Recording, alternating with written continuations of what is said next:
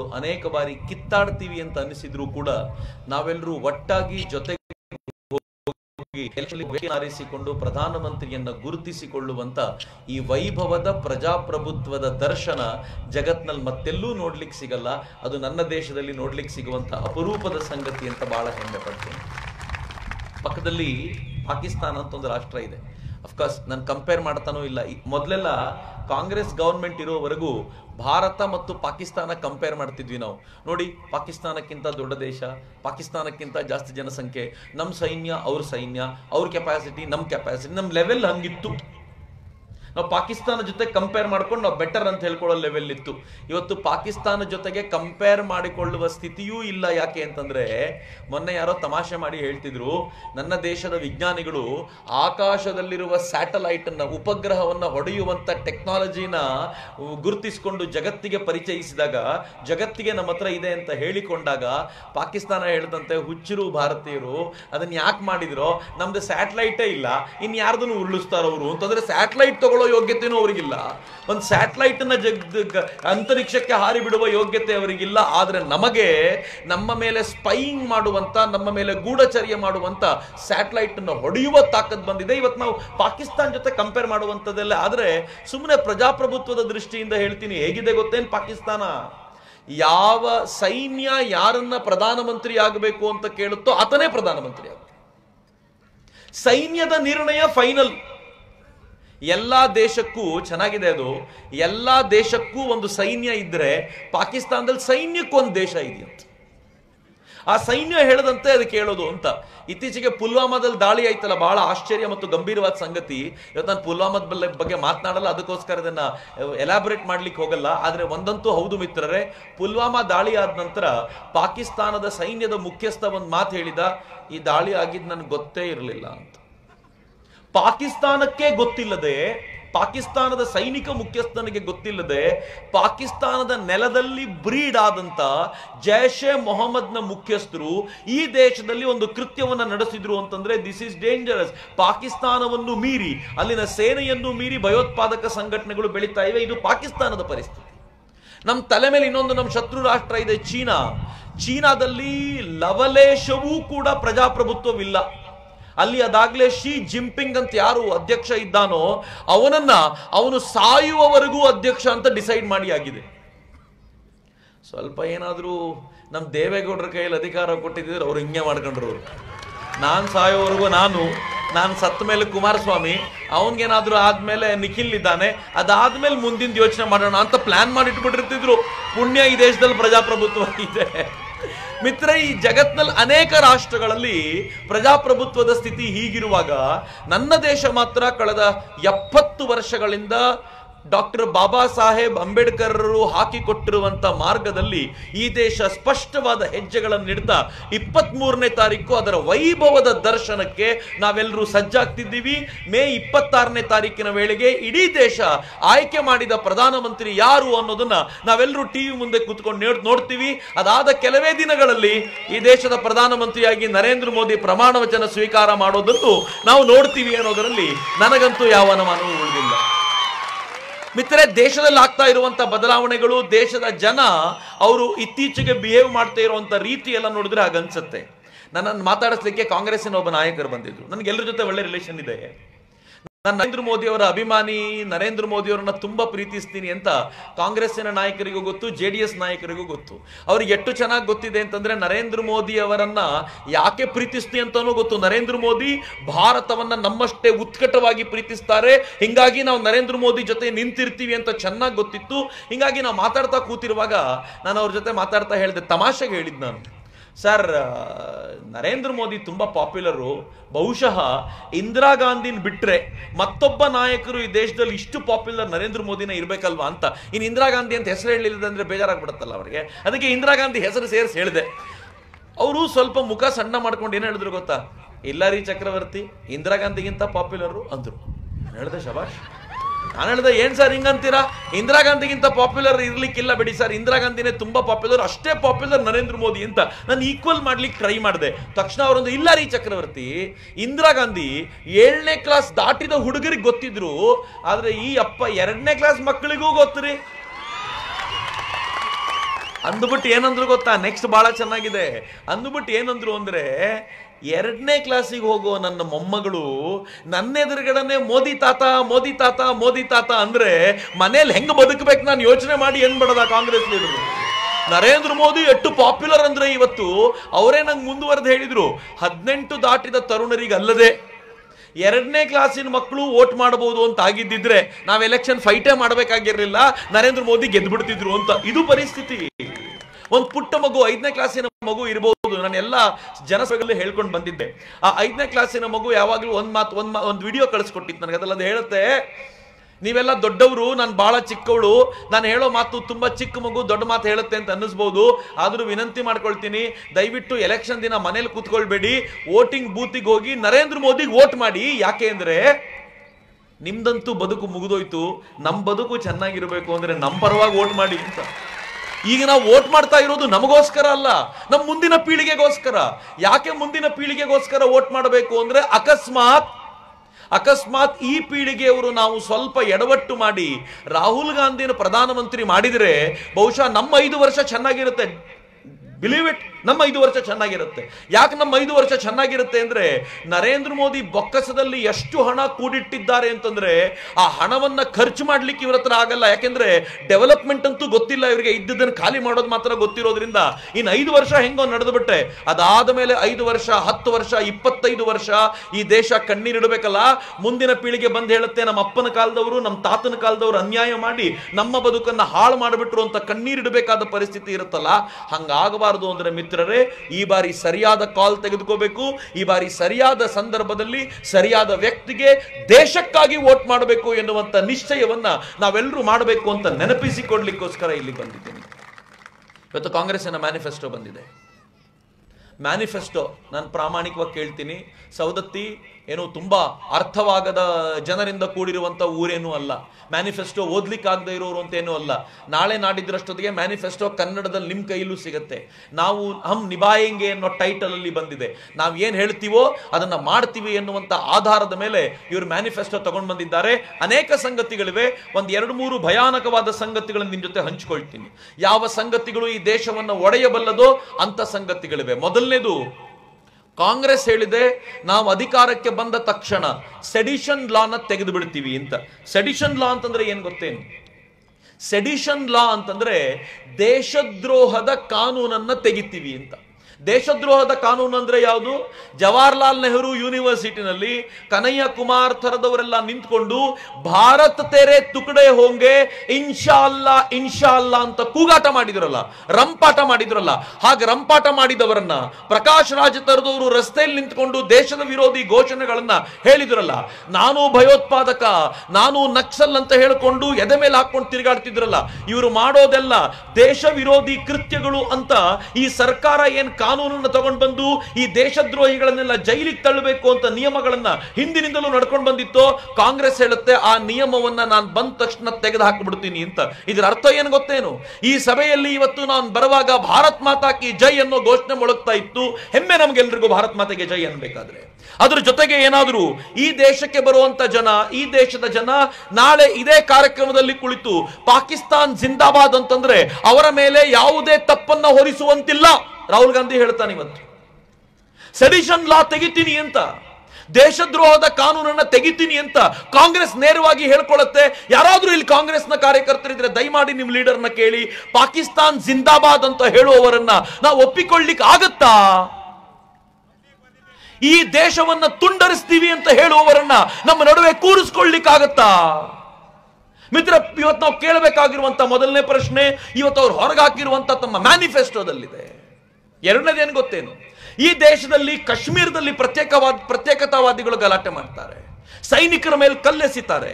ಸೈನಿಕರನ್ನ ಅವ್ರು ಒಬ್ಬೊಬ್ಬರೇ ಇದ್ದಾಗ, ಅವ್ರ ಗುಂಪಿನಲ್ಲಿ ಇಲ್ಲದೆ ಹೋದಾಗ ಕೊಲ್ಲಬೇಕು ಅಂತ ಅವರು ನಾಡ ಪಿಸ್ತೂಲಗಳನ್ನು ತೆಗೆದುಕೊಂಡು ಬರ್ತಾರೆ. ಅನೇಕ ಬಾರಿ ಅತ್ಯಾಧುನಿಕ ಗನ್ಗಳನ್ನು ತೆಗೆದುಕೊಂಡು ಬಂದು ಸೈನಿಕರ ಮೇಲೆ ಅಟ್ಯಾಕ್ ಮಾಡಲಾಗುತ್ತೆ. ಅವರಿಗೆ ಸೈನಿಕರಿಗೆ ಇವುಗಳೆಲ್ಲದರಿಂದಲೂ ಬಚಾವಾಗಲಿಕ್ಕೆ ಒಂದು ವಿಶೇಷವಾದ ಕಾನೂನಿದೆ ಈ ದೇಶದಲ್ಲಿ. ಅದನ್ನು ಆಫ್ಸ್ಪಾ ಅಂತ ಕರೀತಾರೆ. AFSPA ಅದರ ಅರ್ಥ armed forces special protection act ಅಂತ. ಈ ದೇಶದ ಸೈನಿಕರಿಗೆ ವಿಶೇಷ ಅಧಿಕಾರವನ್ನು ಕೊಡುವಂತ ಆಕ್ಟ್ ಅದು ಸ್ಪೆಷಲ್ ಜಾಗಗಳಲ್ಲಿದೆ. ಅದು ಈಶಾನ್ಯ ರಾಜ್ಯಗಳಲ್ಲಿ ಕೆಲವು ಕಡೆ ಕಾಶ್ಮೀರದಂತ ಭಾಗಗಳಲ್ಲಿ ಸೈನಿಕರಿಗೆ ಹೇಳಲಾಗುತ್ತೆ ನಿಮ್ಗೆ ವಿಶೇಷ ಅಧಿಕಾರ ಇರುತ್ತೆ, ಕೆಲವೊಂದು ಸಲ ನೀವು ಇದನ್ನು ಬಳಸಬಹುದು ಅಂತ. ಅದರ ಆಧಾರದ ಮೇಲೆ ಈ ದೇಶದ ಸೈನಿಕರು ಉಳ್ಕೊಂಡ್ಬಿಡ್ತಾರೆ. ಯಾಕೆ ಗೊತ್ತೇನಿ ಅಧಿಕಾರ ಕೊಟ್ಟಿರೋದು?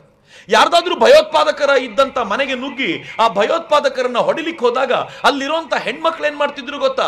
ನಮ್ಮ ಮೇಲೆ ಅತ್ಯಾಚಾರ ಮಾಡ್ಲಿಕ್ಕೆ ಈ ಸೈನಿಕ ಪ್ರಯತ್ನಿಸಿದ ಅಂತ ಕಂಪ್ಲೇಂಟ್ ಕೊಡ್ತಿದ್ರು. ನಮ್ಮ ಮನೇಲಿದ್ದ ದುಡ್ಡನ್ನ ಲೂಟಿ ಮಾಡ್ಕೊಂಡು ಹೋಗ್ಬಿಟ್ಟ ಅಂತ ಕಂಪ್ಲೇಂಟ್ ಕೊಡ್ತಿದ್ರು. ಅದರ ಆಧಾರದ ಮೇಲೆ ಕ್ರಿಮಿನಲ್ ಪ್ರೊಸೀಜರ್ನ ಹಾಕಿ ಈ ಸೈನಿಕರನ್ನ ರುಬ್ಬಬೇಕು ಅಂತ ಅವರೆಲ್ಲರೂ ಪ್ರಯತ್ನ ಪಡುವಾಗ ಅಂದಿನ ಸರ್ಕಾರ, ಇದು ಬಿಜೆಪಿ ತಂದಿದ್ದಲ್ಲ, ಕಾಂಗ್ರೆಸ್ ಸರ್ಕಾರ ಇದ್ದಾಗಲೇ ಆಫ್ಸ್ಪಾ ಅನ್ನುವಂತ ಈ ಕಾನೂನು ತಂದು ಕೊಟ್ರೆ ರಾಹುಲ್ ಗಾಂಧಿ ಹೇಳ್ತಾನೆ ಈ ಆಫ್ಸ್ಪಾನ ಸಡಿಲಗೊಳಿಸಲಾಗುತ್ತೆ. ಯಾವುದಾದ್ರೂ ಸೈನಿಕರ ಮೇಲೆ ಈ ತರದ ಆರೋಪ ಬಂದ್ರೆ ಅವರನ್ನ ಕ್ರಿಮಿನಲ್ ಅಂತ ಪರಿಗಣಿಸಿ ಅವರನ್ನ ಟೆಸ್ಟ್ ಮಾಡಲಾಗುತ್ತೆ, ಅವ್ರನ್ನ ವಿಚಾರಣೆ ನಡೆಸಲಾಗುತ್ತೆ ಅಂತ ಇವತ್ತು ಇವರು ಮ್ಯಾನಿಫೆಸ್ಟೋದಲ್ಲಿ ಹೇಳ್ಕೊಳ್ತಾರೆ. ಅದರ ಅರ್ಥ ಏನು ಗೊತ್ತೇನು? ಕಾಶ್ಮೀರದಲ್ಲಿ ಯಾವ್ಯಾವ ಸೈನಿಕರು ಭಯೋತ್ಪಾದಕರ ವಿರುದ್ಧ ಹೋರಾಟ ನಡೆಸಿ ಭಯೋತ್ಪಾದಕರನ್ನ ನಿರ್ಮೂಲನೆ ಮಾಡಿದ್ದಾರೋ ಆ ಕಾಶ್ಮೀರದ ಸೈನಿಕರನ್ನ ಒಬ್ಬೊಬ್ಬರನ್ನಾಗಿ ವಿಚಾರಣೆಗೆ ತಂದು ಅವರನ್ನ ಜೈಲಿನಲ್ಲಿ ಕೊಳೆಯುವಂತೆ ಮಾಡಲಾಗುತ್ತೆ ಅಂತ ಕಾಂಗ್ರೆಸ್ ತನ್ನ ಮ್ಯಾನಿಫೆಸ್ಟೋದಲ್ಲಿ ಹೇಳಿದೆ. ಎಕ್ಸೆಪ್ಟ್ ಮಾಡ್ಕೊಳ್ಳಿಕ್ಕೆ ಆಗತ್ತಾ ಈ ದೇಶದ ದೇಶಭಕ್ತನಿಗೆ? ನಾನು ನೀವು ಸರಿ, ಇಲ್ಲಿರುವಂತ ಕಾಂಗ್ರೆಸ್ ಕಾರ್ಯಕರ್ತರು, ಸೌದತ್ತಿಯಲ್ಲಿರುವಂತ ಕಾಂಗ್ರೆಸ್ ಕಾರ್ಯಕರ್ತರು ನಿಮ್ ಕಾಂಗ್ರೆಸ್ ಲೀಡರ್ಗೆ ಪ್ರಶ್ನೆ ಮಾಡಿ, ನಿಮಗೆ ಕಾಶ್ಮೀರ ಬೇಕೋ ಬೇಡವೋ? ಈ ದೇಶದ ಪರವಾಗಿ ಕಾಶ್ಮೀರ ಉಳಿಬೇಕೋ ಬೇಡವೋ? ನಮಗೆ ನಾಗಾಲ್ಯಾಂಡ್ ಉಳಿಬೇಕೋ ಬೇಡವೋ? ಮಣಿಪುರ ಉಳಿಬೇಕೋ ಬೇಡವೋ? ಅಸ್ಸಾಂ ನಮ್ದಾಗಿರ್ಬೇಕೋ ಬೇಡವೋ? ಈ ದೇಶವನ್ನು ಚೂರ್ ಚೂರ್ ಮಾಡಬೇಕು ಅಂತಿದ್ದೀರೇನು? ಇವತ್ತಿನ ಮ್ಯಾನಿಫೆಸ್ಟೋದಲ್ಲಿ ಹೇಳಿದ್ದಾರೆ 3ನೇ ಅಂಶ ಇದ್ದಾರೆ. ತುಂಬಾ ಅಂಶಗಳಿವೆ, 3 ಅಂಶ ಟಚ್ ಮಾಡಬೇಕು ಅಂತ. ನನಗೆ ಇವತ್ತು ಮ್ಯಾನಿಫೆಸ್ಟೋ ಓದ್ದಾಗ್ಲಿಂದ ಬೆಂಕಿ ಹಾಕ್ದಂತಾಗ್ತಿದೆ ಹೊಟ್ಟೆಯಲ್ಲಿ. ಅವ್ರು ಹೇಳ್ತಾರೆ ಯಾರ್ಯಾರು ಬಂಧನಕ್ಕೊಳಗಾಗ್ತಾರೋ, ಭಯೋತ್ಪಾದಕರಿರಲಿ, ನಕ್ಸಲರಿರಲಿ ಮತ್ತು ಈ ತರದ ಕೃತ್ಯಗಳನ್ನ ಮಾಡಿದ ದೇಶ ವಿರೋಧಿ ಕೃತ್ಯಗಳನ್ನ ಮಾಡಿದವರಿರಲಿ, ಅವರೆಲ್ಲರಿಗೂ ಜಾಮೀನು ಕೊಡುವುದು ಮೊದಲನೇ ಕರ್ತವ್ಯ. ಈ ಕರ್ತವ್ಯವನ್ನ ಮೊದಲು ನಿರ್ವಹಿಸಲಾಗುತ್ತೆ. ಸ್ಪೆಷಲ್ ಸಂದರ್ಭಗಳಲ್ಲಿ ಮಾತ್ರ ಜಾಮೀನು ನಿರಾಕರಿಸಲಾಗುತ್ತೆ ಅಂತ. ಅಂದ್ರೆ ಯಾರಾದರೂ ಭಯೋತ್ಪಾದನಾ ಕೃತ್ಯದಲ್ಲಿ ಭಾಗವಹಿಸಿದ್ದಾನೆ ಅಂತ ಗೊತ್ತಾಗಿ ಪೊಲೀಸರು ಅವನನ್ನು ಎಳ್ಕೊಂಡು ಬಂದು ಕೂರಿಸಿದರೆ ಸರ್ಕಾರದ ಮೊದಲನೇ ಕರ್ತವ್ಯ ಅವನಿಗೆ ಜಾಮೀನು ಕೊಟ್ಟು ಕಳಿಸೋದು ಅಂತ ಇವತ್ತು ಕಾಂಗ್ರೆಸ್ ಹೇಳ್ಕೊಳ್ಳುತ್ತಲ್ಲ, ಒಪ್ಪಿಕೊಳ್ಳಬಹುದಾಗಿರುವಂತ ಸಂಗತಿ ಏನು ಮಿತ್ರರೇ? ಇದು ಈ ದೇಶವನ್ನ ಕಷ್ಟಪಟ್ಟು ಇಷ್ಟು ಚೆನ್ನಾಗಿ ಕಟ್ಟಿದ್ದೀವಲ್ಲ, ಮುಂದಿನ 5 ವರ್ಷಗಳಲ್ಲಿ ಬರ್ಬಾದ್ ಮಾಡುವಂತ ಪ್ಲಾನ್ ಅನ್ನ ಇವತ್ತು ಮ್ಯಾನಿಫೆಸ್ಟೋದಲ್ಲಿ ಹಾಕಿ ಕೊಡ್ತಾರೆ. ಎಂತ ದುರ್ದೈವದ ಸಂಗತಿ. ಕಾಂಗ್ರೆಸ್ ಮುಂದೆ ಬರ್ಬಾದ್ ಮಾಡುತ್ತೆ ಅಂತಲ್ಲ, ನರೇಂದ್ರ ಮೋದಿ ಎನ್ನುವಂತ ಈ ಪುಣ್ಯಾತ್ಮ ಏನಾದರೂ ಪ್ರಧಾನಿಯಾಗಿ ಬರದೇ ಹೋಗಿದ್ರೆ ನೆನಪಿಟ್ಕೊಳ್ಳಿ, ಇಷ್ಟೊತ್ತಿಗೆ ಬರ್ಬಾದ್ ಆಗಿರುವಂತ ರಾಷ್ಟ್ರವಾಗಿರ್ತಿತ್ತು.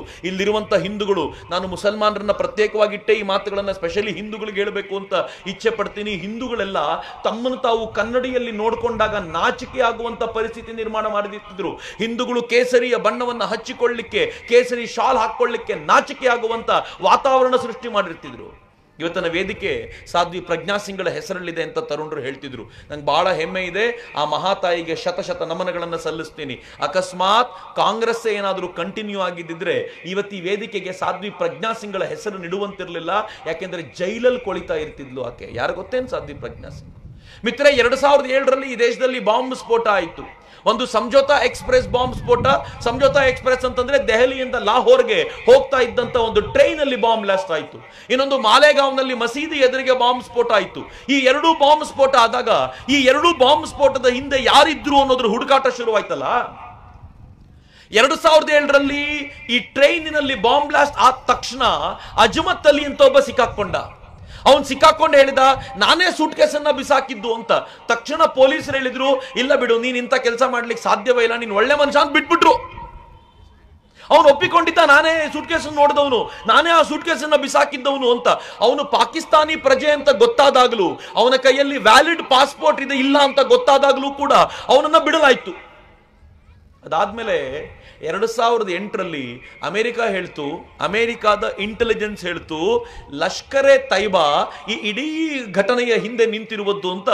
ಕಸ್ಮಾನಿ ಅನ್ನುವಂತ ಒಬ್ಬ ಭಯೋತ್ಪಾದಕನಿಗೆ ಅಮೆರಿಕ ಹೇಳ್ತು ಈ ಘಟನೆಗೆ ಕಾರಣವಾಗಿರುವಂತ 70 ಜನ ಸಾವಿಗೆ ಕಾರಣನಾಗಿರುವಂತ ಈ ಕಸ್ಮಾನಿಗೆ ನನ್ನ ದೇಶಕ್ಕೆ ನಾನು ಯಾವತ್ತೂ ಎಂಟ್ರಿ ಕೊಡಲ್ಲ ಅಂತ ಅವನನ್ನ ಬ್ಲಾಕ್ ಮಾಡ್ತು. ಆದ್ರೆ ಭಾರತ ಬ್ಲಾಕ್ ಮಾಡಲಿಲ್ಲ. ಯಾಕೆ ಗೊತ್ತೇನು? ಈ ಸಂಜೋತಾ ಎಕ್ಸ್‌ಪ್ರೆಸ್ನ ಮತ್ತು ಮಾಲೆಗಾಂವ್ ಕೇಸನ್ನ ಯಾರ್ದಾದ್ರೂ ಹಿಂದೂಗಳ ತಲೆಗೆ ಕಟ್ಟಬೇಕು ಅಂತ ಇವ್ರು ಎಷ್ಟು ಚೆನ್ನಾಗಿ ನಿರ್ಣಯ ಮಾಡಿದ್ರು ಅಂತಂದ್ರೆ, ಒಂದಿನ ಪಿ ಚಿದಂಬರಂ ಒಂದು ಸಭೆಯಲ್ಲಿ ಮಾತನಾಡ್ತಾ ಹಿಂದೂ ಭಯೋತ್ಪಾದನೆಯು ಈ ದೇಶವನ್ನ ತಿಂತಾ ಇದೆ ಅಂತ ಹೊಸ ಪದ ಹುಟ್ಟು ಹಾಕಿದ. ಹಿಂದೂ ಭಯೋತ್ಪಾದನೆಯನ್ನು ಹೊಸ ಪದವಂತರು, ಆದರೆ ಈ ಭಯೋತ್ಪಾದನೆಗೆ ಪೂರಕವಾದ ವ್ಯಕ್ತಿಗಳನ್ನ ಬಂಧಿಸಬೇಕಲ್ಲ. ಆಗ ಗೊತ್ತಾಯ್ತು ಮಿಲಿಟರಿ ಇಂಟೆಲಿಜೆನ್ಸ್ ಸಂಗ್ರಹಕ್ಕೆ ಹೇಗೆ ನಮ್ಮಲ್ಲಿ ಗೂಢಚರ್ಯರು ಇರ್ತಾರೋ, ಸರ್ಕಾರದ ಅಡಿಯಲ್ಲಿ ರಾ ಇರುತ್ತೋ, ಇಂಟೆಲಿಜೆನ್ಸ್ ಇರುತ್ತೋ, ಹಾಗೆ ಮಿಲಿಟರಿದು ಒಂದು ಇಂಟೆಲಿಜೆನ್ಸ್ ಇರುತ್ತೆ. ಆ ಮಿಲಿಟರಿ ಈ ಎಲ್ಲರ ಯಾರ ಹತ್ರ ಬಾಂಬ್ ಇದೆ, ಎಷ್ಟು RDX ಇದೆ ಅನ್ನೋದ್ರ ಕುರಿತಂತೆ ಮಾಹಿತಿ ಕಲೆಕ್ಟ್ ಆಗ್ತಿರುತ್ತೆ. ಒಬ್ಬ ವ್ಯಕ್ತಿಯನ್ನ ವಿಶೇಷವಾಗಿ ಈ ಮಾಹಿತಿ ಕಲೆಕ್ಟ್ ಮಾಡ್ಲಿಕ್ಕೆ ಅಂತ ಕಳಿಸ್ಕೊಟ್ಟಿತ್ತು ಲೆಫ್ಟಿನೆಂಟ್ ಕರ್ನಲ್ ಪುರೋಹಿತರನ್ನ ಕಳಿಸ್ಕೊಟ್ಟಿತ್ತು. ಈ ಲೆಫ್ಟಿನೆಂಟ್ ಕರ್ನಲ್ ಪುರೋಹಿತರು ಈ ತರದ ಮಾಹಿತಿ ಕಲೆಕ್ಟ್ ಹಾಕುವಾಗ ಯಾರು ಈ ಬಾಂಬ್ ಅಂತಂದಿದ್ರು, ಯಾರು ಇಟ್ಟಿದ್ರು ಅಂತ ಅನೇಕ ವಿಶೇಷವಾದ ಮಾಹಿತಿಗಳು ಅವ್ರು ಬರೀ ಇದ್ವು. ಇದಕ್ಕೆ ಸಂಬಂಧಪಟ್ಟ ಕೆಲವು ಕಾಂಗ್ರೆಸ್ ನಾಯಕರ ಹೆಸರುಗಳು ಅವ್ರ ಬಳಿ ಇತ್ತು. ತಕ್ಷಣ ಕಾಂಗ್ರೆಸ್ ನಾಯಕರು ಇವರನ್ನೇ ಎತ್ತಾಕೊಂಡು ಬಂದು ಸಂಜೋತಾ ಎಕ್ಸ್‌ಪ್ರೆಸ್ ನಲ್ಲಿ ಬಾಂಬ್ ಬ್ಲಾಸ್ಟ್ ಮಾಡಿದ್ದೇ ಕರ್ನಲ್ ಪುರೋಹಿತರು ಅಂದ್ಬಿಟ್ರು. ಏನ್ ದುರ್ದೈವ ರೀ ಸರ್. ಸೈನ್ಯ ಹೇಳ್ತು ಕರ್ನಲ್ ಪುರೋಹಿತರನ್ನ ನಾವೇ ಕಳಿಸ್ಕೊಟ್ಟಿದ್ದು, ಆತ ನಮ್ಮ ವ್ಯಕ್ತಿಯಾಗಿ ಕೆಲಸ ಮಾಡ್ತಾ ಇದ್ರು, ದಯವಿಟ್ಟು ಈ ತರದ ಅನ್ಯಾಯ ಮಾಡಬೇಡಿ ಅಂತ ಎರಡೆರಡು ಲೆಟರ್ ಬರೆದಾಗ್ಲೂ ಕೂಡ ಅವತ್ತಿನ ಹೋಮ್ ಮಿನಿಸ್ಟರ್ ಶಿಂದೆ ಹೇಳಿದ್ರು ಇದು ಹಿಂದೂ ಭಯೋತ್ಪಾದನೆಯ ಕೃತ್ಯ. ಕರ್ನಲ್ ಪುರೋಹಿತ್ ಸಾವರ್ಕರ್ರಿಂದ ಪ್ರೇರಣೆಗೊಂಡಂತ ಒಂದು ಸಂಘಟನೆ ಅಭಿನವ ಭಾರತ, ಅದರೊಳಗೆ ಇದ್ದವರು, ಅದರ ಮೂಲಕ ಈ ದೇಶದಲ್ಲಿ ಹಿಂದೂ ಭಯೋತ್ಪಾದನೆ ಮಾಡಬೇಕು ಅಂತಿದ್ದವರು ಅಂತ ಅವರ ತಲೆ ಮೇಲೆ ಗೂಬೆ ಕಟ್ಟು ಕೂರಿಸೇ ಬಿಟ್ರು, ಒಳಗಾಕಿದ್ರು ಅವರನ್ನ. ಮಿತ್ರೆ, ಅವರ ಕಥನವನ್ನು ಕೇಳಿದ್ರೆ ಇತ್ತೀಚೆಗೆ ಕಳೆದ 2 ವರ್ಷಗಳ ಹಿಂದೆ ಬಿಡುಗಡೆಯಾಗಿ ಬಂದ್ರು. ಅವ್ರು ಬಿಡುಗಡೆಯಾಗಿ ಬಂದು ವಾಪಸ್ ಸೈನ್ಯದಲ್ಲಿ ಲೆಫ್ಟಿನೆಂಟ್ ಕರ್ನಲ್ ಆಗಿ ತಮ್ಮ ಹುದ್ದೆಯನ್ನು ಸ್ವೀಕರಿಸುವಾಗ ಅನೇಕ ಸೈನಿಕ ಮುಖ್ಯಸ್ಥರು ಬಂದು ಅವರನ್ನು ಗಟ್ಟಿಯಾಗಿ ತಬ್ಬಿಕೊಂಡ್ರು. ಯಾಕೆ ಗೊತ್ತಾ? 7-8 ವರ್ಷಗಳ ಕಾಲ ಅತ್ಯಂತ ಹೀನಾಯವಾದ ಸ್ಥಿತಿಯಲ್ಲಿದ್ರು ರೀ ಅವರು. ಅವರ ವರ್ಣನೆ ನೀವು ಕೇಳಿದ್ರೆ ಗಾಬರಿ ಆಗ್ಬಿಡ್ತೀರಿ. ಈ ಟ್ಯಾಂಕ್ಗಳಿರ್ತಾವಲ್ಲ, ವಾಟರ್ ಟ್ಯಾಂಕರ್ಗಳಿರ್ತಾವಲ್ಲ, ಆ ತರದ ಟ್ಯಾಂಕರ್ಗಳಂತ ಜೈಲಿನ ಸೆಲ್ಗಳಲ್ಲಿ ಅವ್ರನ್ನ ಕೂಡಾಕಿದ್ರಂತೆ. ಅವರಿಗೆ ಯಾವ ಪರಿ ಬಡಿದ್ರು ಅಂದ್ರೆ ಒಂದೇ ಒಂದು ತಪ್ಪು ಹೇಳಿಕೆಯನ್ನ ಅವರಿಂದ ಕೊಡಿಸಬೇಕು ಅಂತ ಕರ್ನಲ್ ಪುರೋಹಿತರು ಸೈನ್ಯದ ಕಡೆಯವರು ಅವ್ರು ಹೇಳಿದ್ರು, ನಾನು ಸೈನ್ಯದ ಕಡೆಯಿಂದ ಬಂದವನು, ಒಂದು ಹೇಳಿಕೆಯನ್ನು ಕೊಡಲ್ಲ, ತಪ್ಪು ಹೇಳಿಕೆಯನ್ನು ಕೊಡಲ್ಲ ಅಂತ ಅಚಲವಾಗಿ ನಿಂತು ಬಿಟ್ಟರು. ಆದರೆ ಕರ್ನಲ್ ಪುರೋಹಿತರು ಕೆಲಸ ಮಾಡಿದ್ದಾರೆ ಅಂತ ಇನ್ಯಾರಾದರೂ ಗೂಬೆ ಕೂರಿಸಬೇಕಲ್ಲ ಅಂತ ಸಂಘದ ಪ್ರಚಾರಕರಾಗಿದ್ದು, ರಾಷ್ಟ್ರೀಯ ಸ್ವಯಂ ಸೇವಕ ಸಂಘದ ಪ್ರಚಾರಕರಾಗಿದ್ದು, ಆನಂತರದ ದಿನಗಳಲ್ಲಿ ಸನ್ಯಾಸತ್ವ ಸ್ವೀಕರಿಸಿದ ಸ್ವಾಮಿ ಅಸೀಮಾನಂದರು ಗುಜರಾತ್ನಲ್ಲಿ ಅನೇಕ ಕ್ರಿಶ್ಚಿಯನ್ರಾಗಿ ಕನ್ವರ್ಟ್ ಆಗಿದ್ದ ಬುಡಕಟ್ಟು ಜನಾಂಗದವರನ್ನ ಹಿಂದೂಗಳಾಗಿ ಮಾಡಿದ್ರು ಅನ್ನೋ ಒಂದೇ ಒಂದು ಕಾರಣಕ್ಕೆ ಅವ್ರನ್ನ ಎತ್ತಾಕೊಂಡು ಬಂದ್ರು. ಅವರಿಗೆ ಹೇಗೆ ಬಡದ್ರು ಅಂತಂದ್ರೆ, ಮಿತ್ರೆ, ಒಂದು ಘಟನೆ ಹೇಳ್ಕೊಳ್ಳಾಗತ್ತೆ. ಅವರ ಗುದದ್ವಾರದೊಳಗೆ ಪೊಲೀಸರು ಲಾಠಿ ಅದು ಅಷ್ಟು ಕೆಟ್ಟದಾಗಿ ಬಡದು ಅದನ್ನ ತಾಳ್ಕೊಳ್ಳಿಕ್ ಆಗದೆ ಹೋದಾಗ ಆ ಸನ್ಯಾಸಿ ಜೀವ ಅದು ಹೇಳ್ಕೊಳ್ತು, ಆಯ್ತಪ್ಪ ನೀವೇನ್ ಹೇಳಬೇಕೋ ಹೇಳ್ಕೊಂಡು ನೀವೇ ಬರ್ಕೊಳ್ಳಿ, ನಾನು ಸೈನ್ ಮಾಡ್ತೀನಿ ಅಂದ್ಬಿಟ್ರು. ಆಗ ಸಾಧ್ವಿ ಪ್ರಜ್ಞಾ ಸಿಂಗ್ಳ ಹೆಸರನ್ನು ತಂದ್ರು. ಆಗ ಇನ್ನೊಂದು 4 ಜನ ಸಂಘದವರ ಹೆಸರನ್ನು ತಂದ್ರು. ಇಂದ್ರೇಶ್ ಕುಮಾರ್ ಅನ್ನುವಂಥ ಸಂಘದ ಪ್ರಚಾರಕರ ಹೆಸರನ್ನು ತಂದು ಈ ಎಲ್ಲದಕ್ಕೂ ಹಿಂದೆ ನಿಂತಿದ್ದು ರಾಷ್ಟ್ರೀಯ ಸ್ವಯಂ ಸೇವಕ ಸಂಘ. ಇಡೀ ಹಿಂದೂಗಳ ಭಯೋತ್ಪಾದನೆ ಅನ್ನುವಂಥ ಹೊಸ ಕಥೆಯನ್ನ ಕಾಂಗ್ರೆಸ್ ಕಟ್ಟಿತು. ಹೆಣ್ಮಗಳನ್ನ ಎತ್ತಾಕೊಂಡ್ ಬಂದ್ರು. ಆ ಹೆಣ್ಮಗಳು ಏನಿತ್ತು ಗೊತ್ತಾ? ಯಾತಕ್ಕೆ ಕರ್ಕೊಂಡ್ ಬಂದ್ರು ಗೊತ್ತಾ? ಆಕೆ ABVP ಕಾರ್ಯಕರ್ತೆ ಆಗಿದ್ಲು. ತನ್ನ ಊರಿನಲ್ಲಿ ಫೇಮಸ್ ಯಾಕೆ ಅಂದ್ರೆ ಒಂದು ಹೆಣ್ಮಗಳು ಬೈಕ್ ಓಡಿಸ್ತಾಳೆ ಅಂತಾನೆ ಫೇಮಸ್ ಅವಳು. ಅಷ್ಟು ಚೆನ್ನಾಗಿ ಕೆಲಸ ಮಾಡ್ತಿದ್ಲು. ನರೇಂದ್ರ ಮೋದಿ ಅವರು ಎಲೆಕ್ಷನ್ ಗೆಲ್ಲಲಿಕ್ಕೆ ಸೂರತ್ ನಲ್ಲಿ ಭಾಷಣ ಮಾಡಿ ಅನೇಕ ಕಡೆ ನರೇಂದ್ರ ಮೋದಿ ಅವರಿಗೆ ಹೆಚ್ಚು ವೋಟ್ ಬರಲಿಕ್ಕೆ ಕಾರಣಳಾಗಿದ್ಲು ಅನ್ನೋ ಒಂದೇ ಒಂದು ಕೋಪವನ್ನು ಮುಂದಿಟ್ಕೊಂಡು ಇಡೀ ಮಾಲೆಗಾಂವ್ ಬ್ಲಾಸ್ಟ್ ಅನ್ನ ಅವಳ ತಲೆಗೆ ಕಟ್ಟಿ ಅವಳನ್ನ ಮನೆಯಿಂದ ಕರ್ಕೊಂಡು ಬಂದು ಜೈಲಿಗೆ ಕೂಡ ಹಾಕಿದ್ರು. ಸನ್ಯಾಸತ್ವ ಸ್ವೀಕರಿಸಿದ್ದ ಸಾಧ್ವಿ ಪ್ರಜ್ಞಾ ಸಿಂಗ್ಳನ್ನ ಜೈಲಿಗೆ ಕೂಡ ಹಾಕಿದ್ರು. ಮಿತ್ರರೇ, ಯಾವ ಪರಿ ಅವಳನ್ನ ಮಂಪರು ಪರೀಕ್ಷೆ ಮಾಡಿ ಕೂರಿಸಿದ್ರು. ಮಂಪರು ಪರೀಕ್ಷೆಯಲ್ಲೂ ಆ ಹೆಣ್ಮಗಳಿಂದ ಒಂದು ಸುಳ್ಳನ್ನ ಹೊರಗೆ ತೆಗಿಲಿಕ್ಕೆ ಆಗದೆ ಹೋದಾಗ ಏನಂದ್ರು ಗೊತ್ತಾ?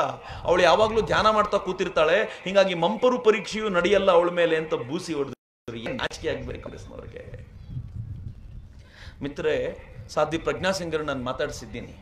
ಆ ಅಕ್ಕ ನಂಗೆ ಸಿಕ್ಕಾಗ ಹೇಳ್ತಿದ್ರು, ಚಕ್ರವರ್ತಿ, ಎಲ್ಲಿವರೆಗೂ ನನಗೆ ಪ್ರಾಬ್ಲಮ್ ಆಗ್ಬಿಟ್ಟಿತ್ತು ಅಂತಂದ್ರೆ ಜೈಲಿನೊಳಗೆ ನನಗೆ ಸಮಯಕ್ಕೆ ಸರಿಯಾಗಿ ಊಟ ಸಿಗ್ತಿರ್ಲಿಲ್ಲ, ಅತ್ಯಂತ ಕೆಟ್ಟದಾಗಿ ನೋಡ್ಕೊಂಡ್ರು. ನನ್ನ ಎದುರಿಗೆ, ಸನ್ಯಾಸಿನಿಯಾಗಿದ್ದ ನನ್ನ ಎದುರಿಗೆ ಇಬ್ಬರು ಪೊಲೀಸರು ನಿಂತ್ಕೊಂಡು ಅತ್ಯಂತ ಪೋಲಿಯಾದ ಮಾತುಗಳನ್ನ ನನ್ನ ಎದುರಿಗೆ ಮಾತನಾಡ್ತಾ ನನ್ನನ್ನು ಹೀಯಾಳಿಸುವಂತ ಪ್ರಯತ್ನ ಮಾಡಿದ್ರು. ಕಷ್ಟಪಟ್ಟು ಜೀವವನ್ನು ಹಿಡ್ಕೊಂಡಿದ್ದೆ. ಯಾಕೆ ಅಂದ್ರೆ ಒಂದು ದಿನ ನಾನು ಬಿಡುಗಡೆಯಾಗಿ ಬಂದು ಜನರಿಗೆ ಸತ್ಯ ಹೇಳಲಿಕ್ಕೆ ಸಿಗ್ತೀನಿ ಎನ್ನೋ ಒಂದೇ ಒಂದು ಕಾರಣಕ್ಕೆ ಜೀವ ಹಿಡ್ಕೊಂಡು ನಿಂತ್ಕೊಂಡಿದ್ದೆ ಅಂತ ಆ ಹೆಣ್ಮಗಳು ನೋಡುವಾಗ ಎಂಥವನ್ ರಕ್ತವು ಕುದಿಯುತ್ತೆ. ಅಯೋಗ್ಯರು ಈ ಕೆಲಸ ಮಾಡಿದ್ರು. ಒಂದಿನ ಆಕೆಯ ತಮ್ಮ ಒಂದು ಪ್ರೆಸ್ ಮೀಟ್ ಕರೆದು ಹೇಳ್ದ, ನನ್ನ ಅಕ್ಕನಿಗೆ ನೀವು ಎಷ್ಟು ಕಷ್ಟ ಕೊಟ್ಟಿದ್ದೀರಿ ಅಂದರೆ ಬ್ರೆಸ್ಟ್ ಕ್ಯಾನ್ಸರ್ ಬಂದ್ಬಿಟ್ಟಿದೆ, ಸ್ತನ ಕ್ಯಾನ್ಸರ್ ಬಂದ್ಬಿಟ್ಟಿದೆ ಅವಳಿಗೆ, ದಯಮಾಡಿ ಬಿಡಿ ಅವಳನ್ನು, ನಾವು ಮನೇಲಿ ನೋಡ್ಕೊಳ್ತೀವಿ ಅಂದರೆ ಇಷ್ಟು ವರ್ಷಗಳ ನಂತರ ಒಂದು ಚಾರ್ಜ್ ಶೀಟ್ ಹಾಕದೆ ಬೇಲು ಕೊಡದೆ ಅವಳನ್ನು ಜೈಲಲ್ಲಿ ಇಡಿಸ್ಕೊಂಡಿದ್ರು. ಕೊನೆಗೆ ಆಕೆಗೆ ಬಿಡುಗಡೆಯಾಗಿ ಆಕೆ ಇವತ್ತು ನಿರ್ದೋಷಿಯಾಗಿ ತಿರುಗಾಡ್ತಾ ಇದ್ದಾಳಲ್ಲ. ಮೊನ್ನೆ ಕೋರ್ಟ್ ಹೇಳಿಕೆ ಕೊಟ್ಟಿದೆ, ಹಿಂದೂ ಭಯೋತ್ಪಾದನೆ ಎನ್ನುವಂಥದ್ದನ್ನು ಸುಳ್ಳಾಗಿ ನೀವು ಸೃಷ್ಟಿ ಮಾಡಿದ್ದೀರಿ ಅಂತ ಅವ್ರು ಹೇಳಿಕೆ ಕೊಡುವಾಗ ಕಾಂಗ್ರೆಸ್ಸಿನ ಒಬ್ಬನೂ ಕೂಡ ಎದುರಿಗಿಲ್ಲ. ಹಿಂದೂಗಳನ್ನು ಭಯೋತ್ಪಾದಕರು ಅಂತ ಹೆಸರಿಡ್ಲಿಕ್ಕೆ ಹೋಗಿದ್ರಲ್ಲ, ಏನು ದುರ್ದೈವ ರೀ.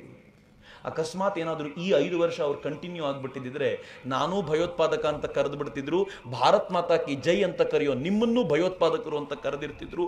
ಇದು ಕಾಂಗ್ರೆಸ್ಸಿನ ಹಿಸ್ಟ್ರಿ. ನಾಚಿಕೆ ಆಗಬೇಕು ಅವರಿಗೆ.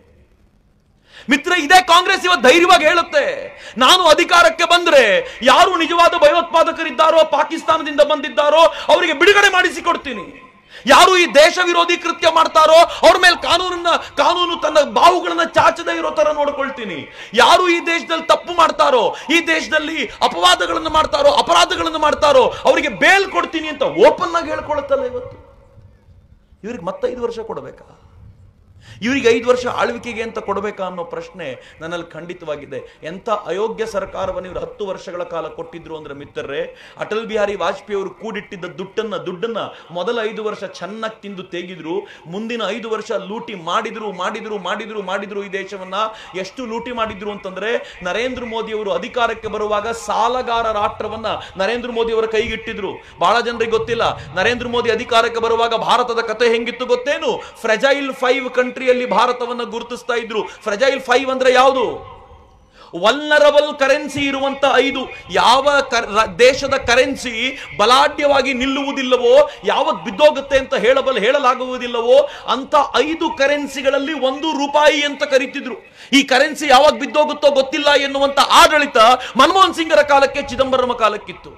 ನರೇಂದ್ರ ಮೋದಿ ಅವರು ಈ ದೇಶದ ಅಧಿಕಾರಕ್ಕೆ ಬಂದಾಗ ಈ ದೇಶದ ಬ್ಯಾಂಕುಗಳು ಸಿರಿವಂತರಿಗೆ ಸಾಲ ಕೊಟ್ಟು ದಿವಾಳಿಯಾಗುವಂತ ಹಂತಕ್ಕೆ ಬಂದು ನಿಂತಿತ್ತು. ನರೇಂದ್ರ ಮೋದಿ ಅವರು ಅಧಿಕಾರಕ್ಕೆ ಬಂದಾಗ ಜಗತ್ತಿನ ಪೆಟ್ರೋಲ್ ಕೊಡುವಂತ ರಾಷ್ಟ್ರಗಳ ಬಳಿ 2,10,000 ಕೋಟಿ ರೂಪಾಯಿ ಸಾಲ ಮಾಡಿದ್ವಿ. ಕರ್ನಾಟಕದ 1 ವರ್ಷದ ಬಜೆಟ್ನಷ್ಟು ಹಣವನ್ನ ನಾವು ಪೆಟ್ರೋಲ್ ರಾಷ್ಟ್ರಗಳ ಹತ್ರ ಸಾಲ ಮಾಡ್ಕೊಂಡು ಕೂತಿದ್ವಿ. ಇಂಥ ಹೊತ್ತಿನಲ್ಲಿ ಅಧಿಕಾರವನ್ನು ಸ್ವೀಕರಿಸಿದ ನರೇಂದ್ರ ಮೋದಿ ಈ ದೇಶವನ್ನು 5 ವರ್ಷಗಳಲ್ಲಿ ಎಲ್ಲಿಗೆ ತಂದು ನಿಲ್ಲಿಸಿದ್ರು ಗೊತ್ತಾ? ಫ್ರೆಜೈಲ್ 5 ಆಗಿ ನಾಶವಾಗುವಂತ ಹಂತದಲ್ಲಿದೆ ಅಂತ ಹೇಳುವಂತ ರಾಷ್ಟ್ರವನ್ನ ಜಗತ್ತಿನ 6ನೇ ದೊಡ್ಡ ಎಕಾನಮಿಯಾಗಿ ಬೆಳೆಸಿ ನಿಲ್ಲಿಸಿದ್ದು ನರೇಂದ್ರ ಮೋದಿ. ಯಾವ ದೇಶದ ಬ್ಯಾಂಕುಗಳು ಸಿರಿವಂತರಿಗೆ ಹಣ ಕೊಟ್ಟು ಅವರೆಲ್ಲರೂ ದಿವಾಳಿಯಾಗೋಗಿದ್ದಾರೆ, ಹಣ ಕಟ್ಟಲಿಕ್ಕೆ ಆಗಲ್ಲ ಅಂತ ಹೇಳುವ ಸ್ಥಿತಿಯಲ್ಲಿತ್ತೋ ಆ ದೇಶದ ಬ್ಯಾಂಕುಗಳನ್ನ ಮತ್ತೆ ಶಕ್ತಿ ತುಂಬಿ ಡಿಮಾನಿಟೈಸೇಷನ್ ಮಾಡಿ 15 ಲಕ್ಷ ಕೋಟಿ ರೂಪಾಯಿ ಹಣ ಬ್ಯಾಂಕಿಗೆ ಬರುವಂತೆ ಮಾಡಿದ್ದಲ್ಲದೆ, ಯಾರ್ಯಾರು ತಾವು ದಿವಾಳಿ ಅಂತ ಹೇಳ್ಕೊಂಡಿದ್ರೋ ಅಂತ ಎಲ್ಲ ಕಂಪನಿಗಳಿಂದಲೂ ಬ್ಯಾಂಕಿಗೆ ಕಟ್ಟಿಸಬೇಕಾದ ಹಣವನ್ನ 1 ಪೈಸೆ ಬಿಡದೆ ಕಕ್ಕಿಸಿಕೊಂಡಿದ್ದು ನರೇಂದ್ರ ಮೋದಿ. ನಿಮ್ಗೆಲ್ರಿಗೂ ಗೊತ್ತಿರಬೇಕು, ಮಲ್ಯನಿಗೆ 9,000 ಕೋಟಿ ರೂಪಾಯಿ ತಗೊಂಡು ಓಡೋದ ಅಂತ ತುಂಬಾ ಮಾತಾಡ್ತಿದ್ರಲ್ಲ ಇವರು. ಮಲ್ಯ 9,000 ಕೋಟಿ ತಗೊಂಡು ತೀರಿಸದೆ ಓಡೋದ ಕೊಟ್ಟಿದ್ಯಾರಪ್ಪ? ಯಾರ ಕಾಲದಲ್ಲಿ ಕೊಟ್ಟಿದ್ದು ಕಾಂಗ್ರೆಸ್ಸಿನ ಕಾಲದಲ್ಲಿ. ಹಿಡ್ಕೊಂಡು ಬರ್ಲಿಕ್ಕೆ ಮಾತ್ರ ನರೇಂದ್ರ ಮೋದಿ ಬೇಕು. ನರೇಂದ್ರ ಮೋದಿ ಬರೋಕ್ಕಿಂತ ಮುಂಚೆ ಕಾಂಗ್ರೆಸ್ 9,000 ಕೋಟಿ ಸಾಲ ಕೊಡ್ತು. ಯಾಕೆ ಕೊಡ್ತು ಗೊತ್ತಾ? ಮಲ್ಯನ ಹತ್ರ ಇವರೆಲ್ಲರೂ ಬೇಕಾಗಿರುವಷ್ಟು ಫೇವರ್ಸ್ ತಗೊಂಡಿದ್ದಾರೆ. ಎಲ್ಲಿವರೆಗೂ ಫೇವರ್ಸ್ ತಗೊಂಡಿದ್ದಾರೆ ಅಂತಂದ್ರೆ, ಈ ವಿಜಯ್ ಮಲ್ಯ ಅನೇಕರಿಗೆ ವಿದೇಶಕ್ಕೆ ಹೋಗ್ಲಿಕ್ಕೆ ವ್ಯವಸ್ಥೆ ಕೂಡ ಮಾಡಿಕೊಟ್ಟಿದ್ದಾನೆ. ಇವನದ್ದೇ ಫ್ಲೈಟ್ ಅಲ್ಲಿ ಕಳಿಸಿದ್ದಾನೆ, ಕೆಲವರಿಗೆ ಬೇರೆ ಫ್ಲೈಟ್ ಅಲ್ಲಿ ವ್ಯವಸ್ಥೆ ಮಾಡಿಕೊಟ್ಟು ಅಲ್ಲಿ ಬೇಕಾಗಿರುವ ಎಲ್ಲ ವ್ಯವಸ್ಥೆ ಮಾಡಿಕೊಟ್ಟಿದ್ದಾನೆ. ಅವನ ಈ ವ್ಯವಸ್ಥೆಯನ್ನ ಪಾಲುದಾರಳಾಗಿರೋಳು, ಈ ವ್ಯವಸ್ಥೆಯಲ್ಲಿ ಒಂದು ಅವಕಾಶವನ್ನು ಪಡ್ಕೊಂಡಿರುವಂತ ಒಬ್ಬ ರಾಜಕಾರಣಿ ಕರ್ನಾಟಕದ ರಮ್ಯಾ ಕೂಡ ಹೌದು. ಇವರೆಲ್ಲ ವಿದೇಶಕ್ಕೆ ಹೋಗ್ತಾರಲ್ಲ, ಈ ದುಡ್ಡಿನಲ್ಲಿ ವಿದೇಶಕ್ಕೆ ತಿರುಗಾಡ್ಕೊಂಡು ಬಂದವರು ಬ್ಯಾಂಕಿಗೆ ಬರೀತಿದ್ರು, ಬ್ಯಾಂಕಿಗೆ ಹೇಳ್ತಿದ್ರು, ಮಲ್ಯ ಒಳ್ಳೆ ಬಿಸ್ನೆಸ್ ಮ್ಯಾನ್, ಕೊಡ್ರಿ ದುಡ್ಡು. ಏನ್ರಿ ತಪ್ಪು ಮಾಡಿದ್ದಾನ ಅವನು, ದುಡ್ಡು ಕೊಡ್ರಿ ಅಂತ ಕೇಳ್ಕೊಳ್ಳೋರು. ಈ ಪರಿಣಾಮವಾಗಿ ಮಲ್ಯನಿಗೆ ದುಡ್ಡು ಕೊಟ್ಟು 9,000 ಕೋಟಿ ರೂಪಾಯಿ ಸಾಲ ಅವನು ಮಾಡಿದ್ದ. ಒಂದು ದಿನ ಈ 9,000 ಕೋಟಿ ರೂಪಾಯಿ ತೀರಿಸ್ಲಿಕ್ಕಾಗಲ್ಲ, ನಾನು ದಿವಾಳಿಯಾಗಿದ್ದೀನಿ, ನನಗೆಲ್ಲ ಬಿಟ್ಟುಬಿಡಿ ಅಂತ ಕೇಳಿದ್ದ. ಕಾಂಗ್ರೆಸ್ ಗವರ್ಮೆಂಟೇ ಇದ್ದಿದ್ರೆ ಅವನ 9,000 ಕೋಟಿ ಮನ್ನಾ ಆಗಿರುತ್ತೆ. ನರೇಂದ್ರ ಮೋದಿ ಬಂದ್ಬಿಟ್ರಲ್ಲ, 1-2 ವರ್ಷ ನೋಡ್ದ, ಗೊತ್ತಾಯ್ತು ಅವನಿಗೆ ಈ ಮನುಷ್ಯ ಒಬ್ಬೊಬ್ಬರನ್ನೇ ಟೈಟ್ ಮಾಡ್ತಿದ್ದಾನೆ ಅಂತ. ಕಾಂಗ್ರೆಸ್ನವ್ರು ಐಡಿಯಾ ಕೊಟ್ಟರು, ನೀನು ಇರಬೇಡ, ನಿನ್ನನ್ನು ಟೈಟ್ ಮಾಡ್ತಾನೆ, ನಿಂಗೆ ಕೊಡ್ಲಿಕ್ಕೆ ಆಗಲಿಲ್ಲ ಅಂದ್ರೆ ನೀನು ಅಪ್ಪಿ ನಮ್ಮ ಹೆಸರು ಬಾಯಿಗೆ ಬಿಟ್ಬಿಟ್ಟಿಯ, ನಮ್ಮನ್ನು ಟೈಟ್ ಮಾಡ್ತಾನೆ, ಆಮೇಲೆ ಮೊದಲು ದೇಶ ಬಿಟ್ಟು ಓಡೋಗು ಅಂದ್ರು. ದೇಶ ಬಿಟ್ಟು ಓಡೋದ ಓಡಿದ. ಆದ್ರೆ ಈ ಕಾಂಗ್ರೆಸ್ ಅವ್ರು ಮಾಡಿ ತಪ್ಪು ಏನು ಅಂತಂದ್ರೆ, ಈ ದೇಶ ಬಿಟ್ಟು ಮಲ್ಯ ಓಡಿದ್ನಲ್ಲ ಅಂತ ನರೇಂದ್ರ ಮೋದಿ ಮೇಲೆ ಗೂಬೆ ಕೂರಿಸಿದ್ರು. ನೀನೇ ಓಡಿಸ್ದೆ ಅಂತ. ನರೇಂದ್ರ ಮೋದಿ ಎಷ್ಟು ಹೇಳ್ತಿರೋ ಹೇಳಿ ಅಂತ ಕಾಯ್ಕೊಂಡಿದ್ರು. ಚೆನ್ನಾಗಿ ಹೇಳಿಸಿದ ಮೇಲೆ ನರೇಂದ್ರ ಮೋದಿ ಏನ್ ಮಾಡಿದ್ರು ಗೊತ್ತಾ? ಕಾಂಗ್ರೆಸ್ನವರ ಮೂಲಕ ಜನರು ಕೂಗಾಡುವಂತೆ ಮಾಡಿದ್ರು. ಅದಾದ್ಮೇಲೆ ಲೋಕಸಭೆಯಲ್ಲಿ ಬ್ಯಾಂಕ್ರಪ್ಸಿ ಅಂಡ್ ಇನ್ಸಾಲ್ವೆನ್ಸಿ ಕೋಡನ್ನು ಮುಂದಕ್ಕಿಟ್ರು. ಅದರ ಅರ್ಥ ಏನು ಅಂದ್ರೆ, ಯಾರ್ಯಾರು ಜನರ ದುಡ್ಡನ್ನು ತೆಗೆದುಕೊಂಡು ದಿವಾಳಿಯಾಗಿದ್ದೀವಿ, ಕಟ್ಲಿಕ್ಕಾಗಲ್ಲ ಅಂತಾರೋ, ಬ್ಯಾಂಕು ಅವರ ಆಸ್ತಿಯನ್ನು ವಶಪಡಿಸ್ಕೊಳ್ಬಹುದು ಎನ್ನುವಂತ ಕಾನೂನನ್ನು ಮುಂದಕ್ಕಿಟ್ರು. ಕಾಂಗ್ರೆಸ್ ವಿರೋಧಿಸುವಂತಿರಲಿಲ್ಲ. ಯಾಕೆಂದ್ರೆ ಮಲ್ಯನ್ ವಿರುದ್ಧ ಇವರೇ ಕೂಗಾಡಿದ್ರಲ್ಲ ಜನರ ಮುಂದೆ. ಈಗ ವಿರೋಧ ಮಾಡಿದ್ರೆ ಇವರೇ ಇದರಲ್ಲಿ ಪಾಲು ಅಂತ ಗೊತ್ತಾಗ್ಬಿಡುತ್ತಲ್ಲ. ರಾಜ್ಯಸಭೆಯಲ್ಲೂ ರೂಲ್ ಪಾಸ್ ಆಯ್ತು. ಆಮೇಲೆ ಬ್ಯಾಂಕ್ನವರು ಮಲ್ಯಂದ ಆಸ್ತಿ ಎಲ್ಲೆಲ್ಲಿ ಕಾಣುತ್ತೋ ಅದನ್ನು ವಶಪಡಿಸ್ಕೊಳ್ಳಿಕ್ಕೆ ಶುರು ಮಾಡಿದ್ರು. ನರೇಂದ್ರ ಮೋದಿ ಮಲ್ಯನಿಗೆ ಹೇಳಿದ್ರು, ವಾಪಸ್ ಬಂದ್ರೆ ಒಳ್ಳೇದು, ಹುಷಾರು ಅಂತ. ಮಲ್ಯ ಅಂದ, ಇನ್ 2 ವರ್ಷ ತಾನೇ ನಿಮ್ಮ ಅಧಿಕಾರ, ನೀವು 2 ವರ್ಷ ಆಗಿದ ತಕ್ಷಣ ಕಾಂಗ್ರೆಸ್ ಮತ್ತೆ ಅಧಿಕಾರಕ್ಕೆ ಬರುತ್ತೆ, ಆಗ ರಾಯಲ್ ಆಗಿ ವಾಪಸ್ ಬರ್ತೀನಿ ಅಂತ. ನರೇಂದ್ರ ಮೋದಿ ಹೇಳಿದ್ರು, 2 ವರ್ಷದ ನಂತರ ತಾನೇ ಆ ಚಿಂತೆ, ಅದಕ್ಕಿಂತ ಮುಂಚೆ ನಿನಗೆ ಬದುಕೋದು ಕಷ್ಟ ಮಾಡ್ತೀನಿ, ನೋಡ್ತಾ ಇರು ಅಂತ. ನರೇಂದ್ರ ಮೋದಿ ಭಾರತದಲ್ಲಿರೋನ ಆಸ್ತಿಯನ್ನಲ್ಲದೆ ಲಂಡನ್ ನಲ್ಲಿರೋ ಮಲ್ಯನ ಆಸ್ತಿಯನ್ನು ವಶಪಡಿಸ್ಕೊಂಡ ನಂತರ ಮಲ್ಯ ಒಂದು ಟ್ವೀಟ್ ಮಾಡ್ದ, ನಾನು ಮಾಡಿದ್ದು 9,000 ಕೋಟಿ ರೂಪಾಯಿ ಸಾಲ, ನೀವು 13,000 ಕೋಟಿ ರೂಪಾಯಿ ಅಷ್ಟು ವಶಪಡಿಸ್ಕೊಂಡು ಬಿಟ್ಟಿದ್ದೀರಿ, ಇನ್ನೂ ಏನ್ ಬೇಕ್ರಿ ನನ್ನಿಂದ? ನರೇಂದ್ರ ಮೋದಿ ಹೇಳಿದ್ರು, ನೀನ್ ಬೇಕು, ಇಲ್ಲಿ ಬಂದು ನಿಂತ್ಕೋ, ಇಲ್ಲಿ ಬಂದು ನಿಂತ್ಕೊಂಡು ಜನರಿಗೆ ಹೇಳು, ನನಗೆ ಸಾಲ ಕೊಟ್ಟಿದ್ಯಾರು ಅಂತ ನೀನು ಹೇಳು ಜನರಿಗೆ, ಜನಕ್ಕೆ ಗೊತ್ತಾಗಲಿ ಯಾರು ಈ ಮೋಸಕ್ಕೆ ಕಾರಣ ಅಂತೇಳಿ ಗೊತ್ತಾಗಲಿ ಅಂತಂದ್ರೆ. ಮಲ್ಯ ಹೆಂಗ್ ಒದ್ದಾಡ್ತಿದ್ದಾನೆ ಗೊತ್ತಾ? ಲಂಡನ್ ಅಲ್ಲೂ ಕೂಡ ಹೆದರ್ಕೊಂಡು ತಿರುಗಾಡುವ ನಾಯಿ ಮರಿಯಂತೆ ಅಡ್ಡಾಡುವಂತ ಪರಿಸ್ಥಿತಿ ಇದೆಯಲ್ಲ, ಇದನ್ನ ಸೃಷ್ಟಿ ಮಾಡಿದ್ದು ನರೇಂದ್ರ ಮೋದಿ. ನರೇಂದ್ರ ಮೋದಿ ಸುಮ್ನೆ 56 ಇಂಚಿನ ಎದೆ ಅಂತ ಹೇಳೋದಲ್ಲ ಮಿತ್ರೆ. ನೀರವ್ ಮೋದಿ ಸಿಗೇ ಇರಲಿಲ್ಲ, ಎಲ್ಲಿದ್ದಾನೆ ಅಂತ ಎಷ್ಟು ಹುಡುಕಿದ್ರು ಗೊತ್ತಾಗಿರ್ಲಿಲ್ಲ. ಅಚಾನಕ್ ಆಗಿ ಲಂಡನ್ನಿನ ಬೀದಿಗಳಲ್ಲಿ ಟೆಲಿಗ್ರಾಫ್ ಪೇಪರ್ನ ಒಬ್ಬ ಪತ್ರಕರ್ತನಿಗೆ ಸಿಕ್ಕಾಕೊಂಡ್ಬಿಟ್ಟ. ಆ ಪತ್ರಕರ್ತ ಕೇಳ್ದ, ಏನು ನಿನ್ ಕತೆ ಏನು, ಏನ್ ಮಾಡ್ತೀಯ ಅಂದಾಗ ಪಾಪ ಹೆದರ್ಕೊಂಡು ಓಡಿದ. ಯಾವಾಗ ಲಂಡನ್ ಅಲ್ಲಿ ಇದ್ದಾನೆ ಅಂತ ಗೊತ್ತಾಯ್ತು, ನರೇಂದ್ರ ಮೋದಿ ತಮ್ಮ ಇಡಿ ಆಫೀಸರ್ಗಳನ್ನ, ಸಿಬಿಐ ಆಫೀಸರ್ಗಳನ್ನ ಎಲ್ಲರನ್ನು ಲಂಡನ್ ಕಳಿಸಿದ್ರು. ಕೋರ್ಟ್ ಅಲ್ಲಿ ಕೂತ್ಕೊಂಡ್ರು, ಅವನನ್ನು ಅರೆಸ್ಟ್ ಮಾಡಿಸಬೇಕು ಅಂತ. ಇಮಿಡಿಯೇಟ್ ಆಗಿ ಲಂಡನ್ ಅಲ್ಲಿ ಅರೆಸ್ಟ್ ಆಯ್ತು ಅವನಂತ. ಅವನ್ ಕೋರ್ಟ್ ಅಲ್ಲಿ ಬೇಲಿಗೆ ಅಪ್ಲೈ ಮಾಡ್ದ. ಕೋರ್ಟ್ ಅಲ್ಲಿ ನರೇಂದ್ರ ಮೋದಿಯ ಟೀಮ್ ಹೆಂಗ್ ಪ್ರೆಸೆಂಟ್ ಮಾಡ್ತು ಅಂತಂದ್ರೆ, ನೀರವ್ ಮೋದಿಗೆ ಬೇಲ್ ಇಲ್ಲ, ಯಾವತ್ತು ಬೇಕಿದ್ರು ಭಾರತಕ್ಕೆ ಕಳಿಸಬಹುದು ಅಂತ ನಿಶ್ಚಯ ಆದ ತಕ್ಷಣ, ಮೊನ್ನೆ ನನಗೆ ಯಾರೋ ಹೇಳ್ತಿದ್ರು, ಕೋರ್ಟ್ ನಲ್ಲಿ ಅವ್ನು ಹೇಳ್ಕೊಂಡಿದ್ದಾನಂತೆ, ನಾನು ಆಕ್ಚುಲಿ ಓಡ್ ಬರ್ತಿರ್ಲಿಲ್ಲ, ಕಾಂಗ್ರೆಸ್ ಅವರೆಲ್ಲ ನಾನು ಹೆದರಿಸ್ಬಿಟ್ರು ಓಡಕ್ಕೆ ಅಂತ, 460 ಕೋಟಿ ರೂಪಾಯಿ ತಿನ್ನಿಸೀನಿ ಅವರೇ, ಅಷ್ಟಾದ್ರೂ ನನ್ನನ್ನು ದೇಶ ಬಿಟ್ಟು ಓಡೋಂಗ್ ಮಾಡಿದ್ರು ಅಂತ ಅವನು ಹೇಳ್ಕೊಂಡಿದ್ದಾನೆ ಅಂತ. ಮಿತ್ರರೇ, ಇನ್ನೊಂದು ವಾರ 15 ದಿನದಲ್ಲಿ ನೀರವ್ ಮೋದಿ ಭಾರತಕ್ಕೆ ಬಂದ್ರೆ ಯಾರು ಆಶ್ಚರ್ಯ ಪಡಬೇಕಾಗಿಲ್ಲ. ಅವನ್ ಭಾರತಕ್ಕೆ ಬಂದು ಇಲ್ಲಿನ ಕೋರ್ಟಿನ ಮುಂದೆ ನಿಂತುಕೊಂಡು ಈ ಕಾಂಗ್ರೆಸ್ಸಿನ ಅಯೋಗ್ಯರ ಎಲ್ಲ ಪುರಾಣವನ್ನ ಬಯಲಿಗಿಟ್ರು, ಯಾರು ಆಶ್ಚರ್ಯ ಪಡಬೇಕಾಗಿಲ್ಲ. ಬರೀ ನೀರವ್ ಮೋದಿ ಅಷ್ಟೇ ಅಲ್ಲ, ಕ್ರಿಶ್ಚಿಯನ್ ಮಿಶೆಲ್ ಬಂದ, ರಾಜೀವ್ ಸಕ್ಸೇನಾ ಬಂದ, ಇವರೆಲ್ಲ ಯಾರು ಗೊತ್ತೇನು? ಕಾಂಗ್ರೆಸ್ಸಿಗೆ ಈ ದೇಶದ ಸೈನ್ಯಕ್ಕೆ ಬೇಕಾಗಿರುವಂತ ಶಸ್ತ್ರಾಸ್ತ್ರಗಳ ಮಾರಾಟ ಮಾಡ್ತಾ ಸಾಕಷ್ಟು ದುಡ್ಡನ್ನ ಲೂಟಿ ಮಾಡ್ಲಿಕ್ಕೆ ಅವಕಾಶ ಮಾಡಿಕೊಟ್ಟವ್ರನ್ನೆಲ್ಲ ನರೇಂದ್ರ ಮೋದಿ ದುಬೈನಿಂದ ಎತ್ತಾಕೊಂಡ್ ಬಂದಿದ್ದಾರೆ, ಯಾರನ್ನೂ ಬಿಟ್ಟಿಲ್ಲ. ನರೇಂದ್ರ ಮೋದಿ ಹೇಳಿದ್ರಲ್ಲ, ನ ಖಾವುಂಗಾ ನ ಖಾನೆ ದೂಂಗಾ, ನಾನು ತಿನ್ನಲ್ಲ, ತಿನ್ನೋನ್ಗೂ ಬಿಡಲ್ಲ. ಮೂರನೇದ್ ನಾವು ಕೇಳಿಸ್ಕೊಂಡಿಲ್ಲ, ನಾವ್ ಯಾರು ಕೇಳಿಸ್ಕೊಂಡಿಲ್ಲ. ನರೇಂದ್ರ ಮೋದಿ ಹೇಳಿದ್ರು, ನಾನ್ ತಿನ್ನಲ್ಲ, ತಿನ್ನೋನ್ ಬಿಡಲ್ಲ, ಇದಾಗ್ಲೇ ತಿಂದಿರೋರ್ನ ಕಕ್ಕಿಸದೆ ಬಿಡಲ್ಲ, ನೋಡ್ತಾ ಇರಿ ಅಂತ ನರೇಂದ್ರ ಮೋದಿ ಹೇಳಿದ್ರು. ಈಗ ಹೆಂಗ್ ಕಕ್ಕಿಸ್ತಿದ್ದಾರೆ ಗೊತ್ತೇನು? ಹಾಗೆ ಬಂದವರೆಲ್ಲ ಒಬ್ಬೊಬ್ಬರೇ ಬಾಯ್ ಬಿಡ್ತಿದ್ದಾರೆ. ಒಬ್ಬೊಬ್ಬರೇ ಹೆಂಗ್ ಬಾಯ್ ಬಿಡ್ತಿದ್ದಾರೆ ಅಂತಂದ್ರೆ, ರಾಹುಲ್ ಗಾಂಧಿ ಇಷ್ಟು ದಿನಗಳ ಕಾಲ Rafale Rafale Rafale Rafale Rafale ಅಂತ ಇದನ್ನ ಕೇಳಿದ್ದೀರಿ ನೀವೆಲ್ಲ. ಆದ್ರೆ ಕಳೆದ 1 ತಿಂಗಳಿಂದ ರಫೇಲ್ ಸುದ್ದಿನೇ ಇಲ್ಲ. ಯಾಕೆ ಅಂದ್ರೆ, ಯಾವ ರಫೇಲ್ನ ಇವ್ರು ಯಾಕೆ ರಫೇಲ್ನ ತಡೆದ್ರು ಅಂತ ರಾಜೀವ್ ಸಕ್ಸೇನಾ ಮತ್ತು ಕ್ರಿಶ್ಚಿಯನ್ ಮಿಶೆಲ್ ಕೋರ್ಟಿನ ಮುಂದೆ ಬಾಯ್ಬಿಟ್ಟಿದ್ದಾರೆ. ಯಾಕೆ ಅಂದ್ರೆ, ಈ ರಫೇಲ್, ಫ್ರಾನ್ಸಿನ ರಫೇಲ್ನ ತಡೆದು UK ಇಂದ ಬರಲಿರುವಂತ ಯೂರೋ ಫೈಟರ್ನ ಕೊಂಡುಕೊಳ್ಳಲಿಕ್ಕೆ ಇವರೆಲ್ಲರೂ ಪ್ಲಾನ್ ಮಾಡ್ಕೊಂಡಿದ್ರು. ಯೂರೋ ಫೈಟರ್ ಇಂದ ಬರುವಂತ ಕಿಕ್ ಬ್ಯಾಕ್ ಅನ್ನ ತೆಗೆದುಕೋಬೇಕು ಅಂತ ರಾಹುಲ್ ಗಾಂಧಿಯ ಪರಿವಾರ ನಿಶ್ಚಯ ಮಾಡಿತ್ತು. ಅವನು ಬಾಯ್ಬಿಟ್ಟಿದ್ದಾನೆ, ಇವ್ರಿಗೆ ಯೂರೋ ಫೈಟರ್ ಬೇಕಿತ್ತು, ಅದಕ್ಕೋಸ್ಕರ ರಫೇಲ್ ಬೇಡ ಅಂತಿದ್ರು ಅಂತ. ಅದನ್ನು ಕೇಳಿದ ತಕ್ಷಣ ರಫೇಲ್ ಸುದ್ದಿ ತೆಗಿತಾ ಇಲ್ಲ, ಸೈಲೆಂಟ್ ಆಗ್ಬಿಟ್ಟಿದ್ದಾನೆ. ರಾಹುಲ್ ಗಾಂಧಿ ಎಷ್ಟು ಸೈಲೆಂಟ್ ಆಗಿದ್ದಾನೆ ಅಂತಂದ್ರೆ, ಇವತ್ತು ರಫೇಲ್ನ ವಿಚಾರ ಇಲ್ಲ. ರಾಹುಲ್ ಗಾಂಧಿ ಮೊದಲು ಶುರು ಮಾಡಿದ್ದ ಚೌಕಿದಾರ್ ಚೋರ್ ಹೇ, ಚೌಕಿದಾರ್ ಚೋರ್ ಹೇ ಅಂತ. ನರೇಂದ್ರ ಮೋದಿ ಆರಂಭ ದಿನನೇ ಹೇಳಿದ್ರು, ನಾನು ಪ್ರಧಾನಮಂತ್ರಿ ಅಲ್ಲಪ್ಪ, ನಾನು ನಿಮ್ಮ ಬೊಕ್ಕಸದ ಚೌಕಿದಾರನಾಗಿ ಕಾಯ್ಕೊಂಡಿರ್ತೀನಿ, 1 ರೂಪಾಯಿ ಯಾರು ಕದಿದೇ ಇರೋ ತರ ನೋಡ್ಕೊಂಡಿರೋ ಚೌಕಿದಾರನಾಗಿರ್ತೀನಿ ಅಂತ. ಮಿತ್ರರೇ, ಚೌಕಿದಾರ್ ಚೋರ್ ಹೇ ಅಂತ ರಾಹುಲ್ ಗಾಂಧಿ ಇಷ್ಟು ಬಡದಾಡ್ಕೊಂಡು ತಿರುಗಾಡ್ತಿದ್ದಾನಲ್ಲ, ಕಳೆದ 5 ವರ್ಷಗಳಲ್ಲಿ ಯಾರಾದ್ರೂ ಕಾಂಗ್ರೆಸ್ಸಿಗರು ಇಲ್ಲಿದ್ರೆ ಎದ್ದು ನಿಂತ್ಕೊಂಡು ನರೇಂದ್ರ ಮೋದಿ ಮಾಡಿದ ಒಂದೇ ಒಂದು ಭ್ರಷ್ಟಾಚಾರದ ಪ್ರಕರಣ ಹೇಳ್ಬಿಡಿ ನೋಡೋಣ. ಒಂದು ಭ್ರಷ್ಟಾಚಾರದ ಪ್ರಕರಣ ಇಲ್ಲ. ಕಾಂಗ್ರೆಸ್ಸಿನ ಗವರ್ಮೆಂಟ್ ಅಲ್ಲಿ ಭ್ರಷ್ಟಾಚಾರದ ಪ್ರಕರಣ ಹೆಂಗ್ ಗೊತ್ತೇನು? ಆಕಾಶ ನೋಡಿದ್ರೆ 2G 3G ಸ್ಕ್ಯಾನ್. ಸ್ವಲ್ಪ ತಲೆ ಬಗ್ಗಿಸಿದ್ರೆ ಆಕಾಶದಲ್ಲಿ 2G 3G ಸಿಗ್ನಲ್ ನಮಗೂ ನಿಮ್ಗೂ ಕಾಣಲ್ಲ, ಕಾಂಗ್ರೆಸ್ನವ್ರಿಗೆ ಕಾಣುತ್ತೆ.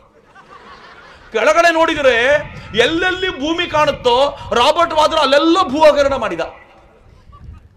ಇಲ್ಲಿಗೆ ಮುಗೀತು ಅನ್ಕೊಂಡ್ರೆ ಭೂಮಿ ಒಳಗೇನಿದೆ ಅಂತ ಖಂಡಿತವಾಗಿಯೂ ನಮಗೂ ನಿಮಗೂ ಕಾಣಲ್ಲ, ಕಾಂಗ್ರೆಸ್ ಅವ್ರಿಗೆ ಕಾಣಿಸ್ತು. ಕಲ್ಲಿದ್ದಲಿನ ದೊಡ್ಡ ದಾಸ್ತಾನ್ ಇದೆಯಲ್ಲ, 10 ಲಕ್ಷ ಕೋಟಿ ರೂಪಾಯಿ ಲೂಟಿ ಮಾಡಿದ್ರು. ನಾನು ತಮಾಷೆ ಮಾಡಿ ಹೇಳ್ತಿದ್ದೆ, ರವಿ ಕಾಣದನ್ನ ಕವಿ ಕಾಣ್ತಾನೆ, ಕವಿ ಕಾಣದೇ ಇರೋದನ್ನು ಕಾಂಗ್ರೆಸ್ನವ್ರು ಕಾಣ್ತಾರೆ. ಎಲ್ಲೆಲ್ಲಿಂದ ಲೂಟಿ ಇವರದ್ದು. ಸಿಕ್ಕಿದ್ದನ್ನ ತಿಂದಾಕಿದ್ರು. ಈ ದೇಶಕ್ಕೆ ಬೊಕ್ಕಸಕ್ಕೆ ಅಷ್ಟು ನಷ್ಟ ಮಾಡಿಟ್ರು. ನರೇಂದ್ರ ಮೋದಿ ಬಂದ ತಕ್ಷಣ ಕಳೆದ 5 ವರ್ಷಗಳಲ್ಲಿ ಮಿತ್ರರೇ, ನರೇಂದ್ರ ಮೋದಿಗೆ ವೋಟ್ ಯಾಕೆ ಅಂತ ಯಾವನಾದ್ರೂ ಕೇಳಿದ್ರೆ ಇದೊಂದೇ ಕಾರಣ ಸಾಕು. ಕಳೆದ 5 ವರ್ಷಗಳಲ್ಲಿ ನರೇಂದ್ರ ಮೋದಿ ಆಗಲಿ ಅವರ ಕ್ಯಾಬಿನೆಟ್ ನಲ್ಲಾಗ್ಲಿ ಒಂದೇ ಒಂದು ಭ್ರಷ್ಟಾಚಾರದ ಪ್ರಕರಣ ಇಲ್ಲಲ್ಲ, ಇದು ನರೇಂದ್ರ ಮೋದಿ ಅವರ ಕೆಪಾಸಿಟಿ ಅಂತ. ಹಿಂಗಂದಾಗ ಒಬ್ಬ ಕಾಂಗ್ರೆಸ್ ಅವ್ರು ಎದ್ದು ನಿಂತರು, ಸಾರ್ ಒಂದು ದೊಡ್ಡ ಭ್ರಷ್ಟಾಚಾರ ಯಾರಿಗೂ ಗೊತ್ತಾಗಿಲ್ಲ ಸಾರ್ ಅಂತ. ನಾನು ಕೇಳಿದೆ, ಏನು? ನರೇಂದ್ರ ಮೋದಿ ಟಾಯ್ಲೆಟ್ ಕಟ್ಟೋದ್ರಲ್ಲಿ ಸಿಕ್ಕಾಪಟ್ಟೆ ಭ್ರಷ್ಟಾಚಾರ ಮಾಡಿದ್ದಾರೆ ಸರ್ ಅಂತ, ಸ್ವಚ್ಛ ಭಾರತ್ ಅಡಿಯಲ್ಲಿ. ನಾನು ಕೇಳಿದೆ, ಏನು ಭ್ರಷ್ಟಾಚಾರ? ಒಂದೊಂದು ಟಾಯ್ಲೆಟ್ಗೆ 800 ಇಟ್ಟಿಗೆ ಯೂಸ್ ಮಾಡಿದ್ದಾರೆ ಸರ್ ಅಂತ. ನನಗೂ ಸ್ವಲ್ಪ ಟೆನ್ಷನ್ ಆಯ್ತು. ನಂಗೆ ಗೊತ್ತಿಲ್ಲ, ನಾನು ಸಿವಿಲ್ ಇಂಜಿನಿಯರ್ ಅಲ್ಲ. ಒಂದು ಟಾಯ್ಲೆಟ್ಗೆ 800 ಇಟ್ಟಿಗೆ ಬೇಕಾಗಲ್ವಾ? ಏನು ಮಾಡೋದು? ಎಷ್ಟು ಬಳಸಬೇಕಿತ್ತು? ಸ್ವಲ್ಪ ಗಾಬರಿ ಆಯಿತು. ನಾನು ಕೇಳಿದೆ, ಕಾಂಗ್ರೆಸ್ ಅವರಿದ್ದಾಗ ಎಷ್ಟು ಬಳಸ್ತಾ ಇದ್ರು? ಅವನಂದ 2 ಇಟ್ಟಿಗೆ ಸಾಕಾಗ್ತಿತ್ತು ಸರ್, ಎಲ್ಲಿ ಬೇಕಿದ್ರು ಇಟ್ಕೊಂಡು ಕೂತ್ಕೋಬೋದಿತ್ತು. ನರೇಂದ್ರ ಮೋದಿ ಬಂದು ಟಾಯ್ಲೆಟ್ ಕಟ್ ಕಳಿಸಿದ್ರಲ್ಲ, ಭ್ರಷ್ಟಾಚಾರ ಇದು.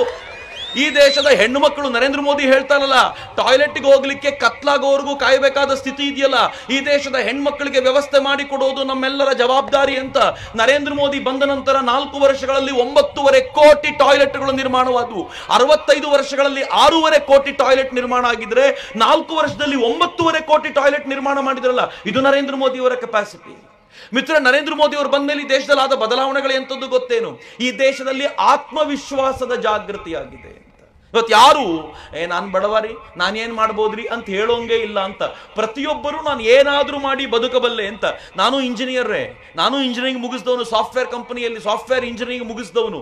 ಆದ್ರೆ ನನ್ನ ಜೊತೆ ಓದುವಾಗ ವಿದ್ಯಾರ್ಥಿಗಳಿಗೆ ಎಲ್ಲಾದ್ರೂ ಕೆಲಸ ಸಿಕ್ಕಿದ್ರೆ ಸಾಕು ಅಂತಿದ್ರು. ಇವತ್ತಿನ ತರುಣರ ಆತ್ಮವಿಶ್ವಾಸ ಹೆಂಗ್ ಚಿಗುರಿದೆ ಅಂತಂದ್ರೆ, ಸರ್ ನನ್ನ ಹತ್ರ ಒಂದು ಐಡಿಯಾ ಇದೆ, ಒಂದು ಸ್ಟಾರ್ಟ್ಅಪ್ ಕಂಪನಿ ಮಾಡ್ತೀನಿ ಸಾರ್ ಅಂತಾರೆ ಪ್ರತಿಯೊಬ್ಬ ಇಂಜಿನಿಯರಿಂಗ್ ವಿದ್ಯಾರ್ಥಿಯು. ಇದು ನರೇಂದ್ರ ಮೋದಿ ಪ್ರತಿಯೊಬ್ಬರ ಮನಸ್ಸಿನಲ್ಲಿ ಹುಟ್ಟಿಸಿರುವಂತ ಆತ್ಮವಿಶ್ವಾಸ ಅಂತ. ಮಿತ್ರ, ಇವತ್ತಿನ ಆತ್ಮವಿಶ್ವಾಸ ಹೆಂಗ್ ಜಾಗೃತ ಆಗಿದೆ ಗೊತ್ತೇನು?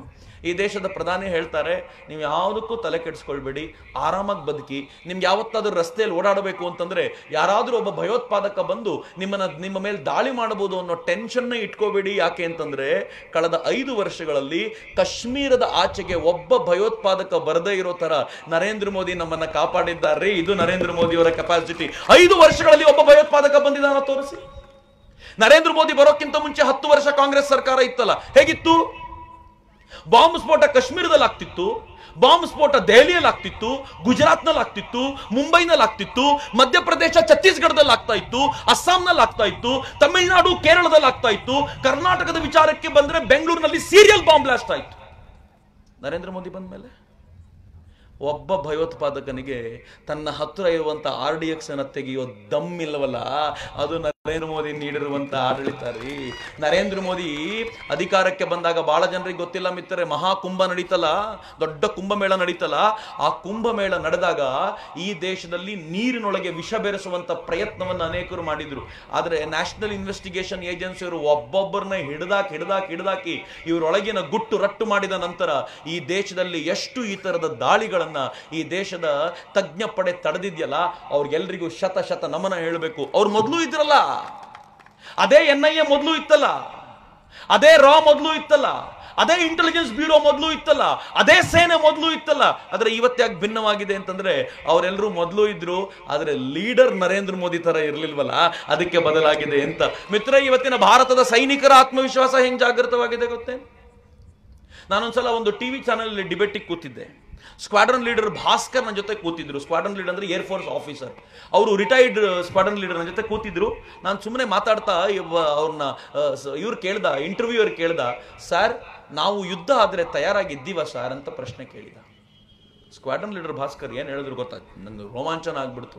ಅವ್ರು ಹೇಳಿದ್ರು, ಸರ್ ಯುದ್ಧ ಆದ್ರೆ ಅಮೆರಿಕ ಜೊತೆಗೆ ಯುದ್ಧ ಮಾಡ್ಲಿಕ್ಕೆ ಚೀನಾ ಎಷ್ಟು ತಯಾರಾಗಿದೆಯೋ, ಚೀನಾ ಜೊತೆ ಯುದ್ಧ ಮಾಡಲಿಕ್ಕೆ ಭಾರತವು ಅಷ್ಟೇ ತಯಾರಾಗಿದೆ.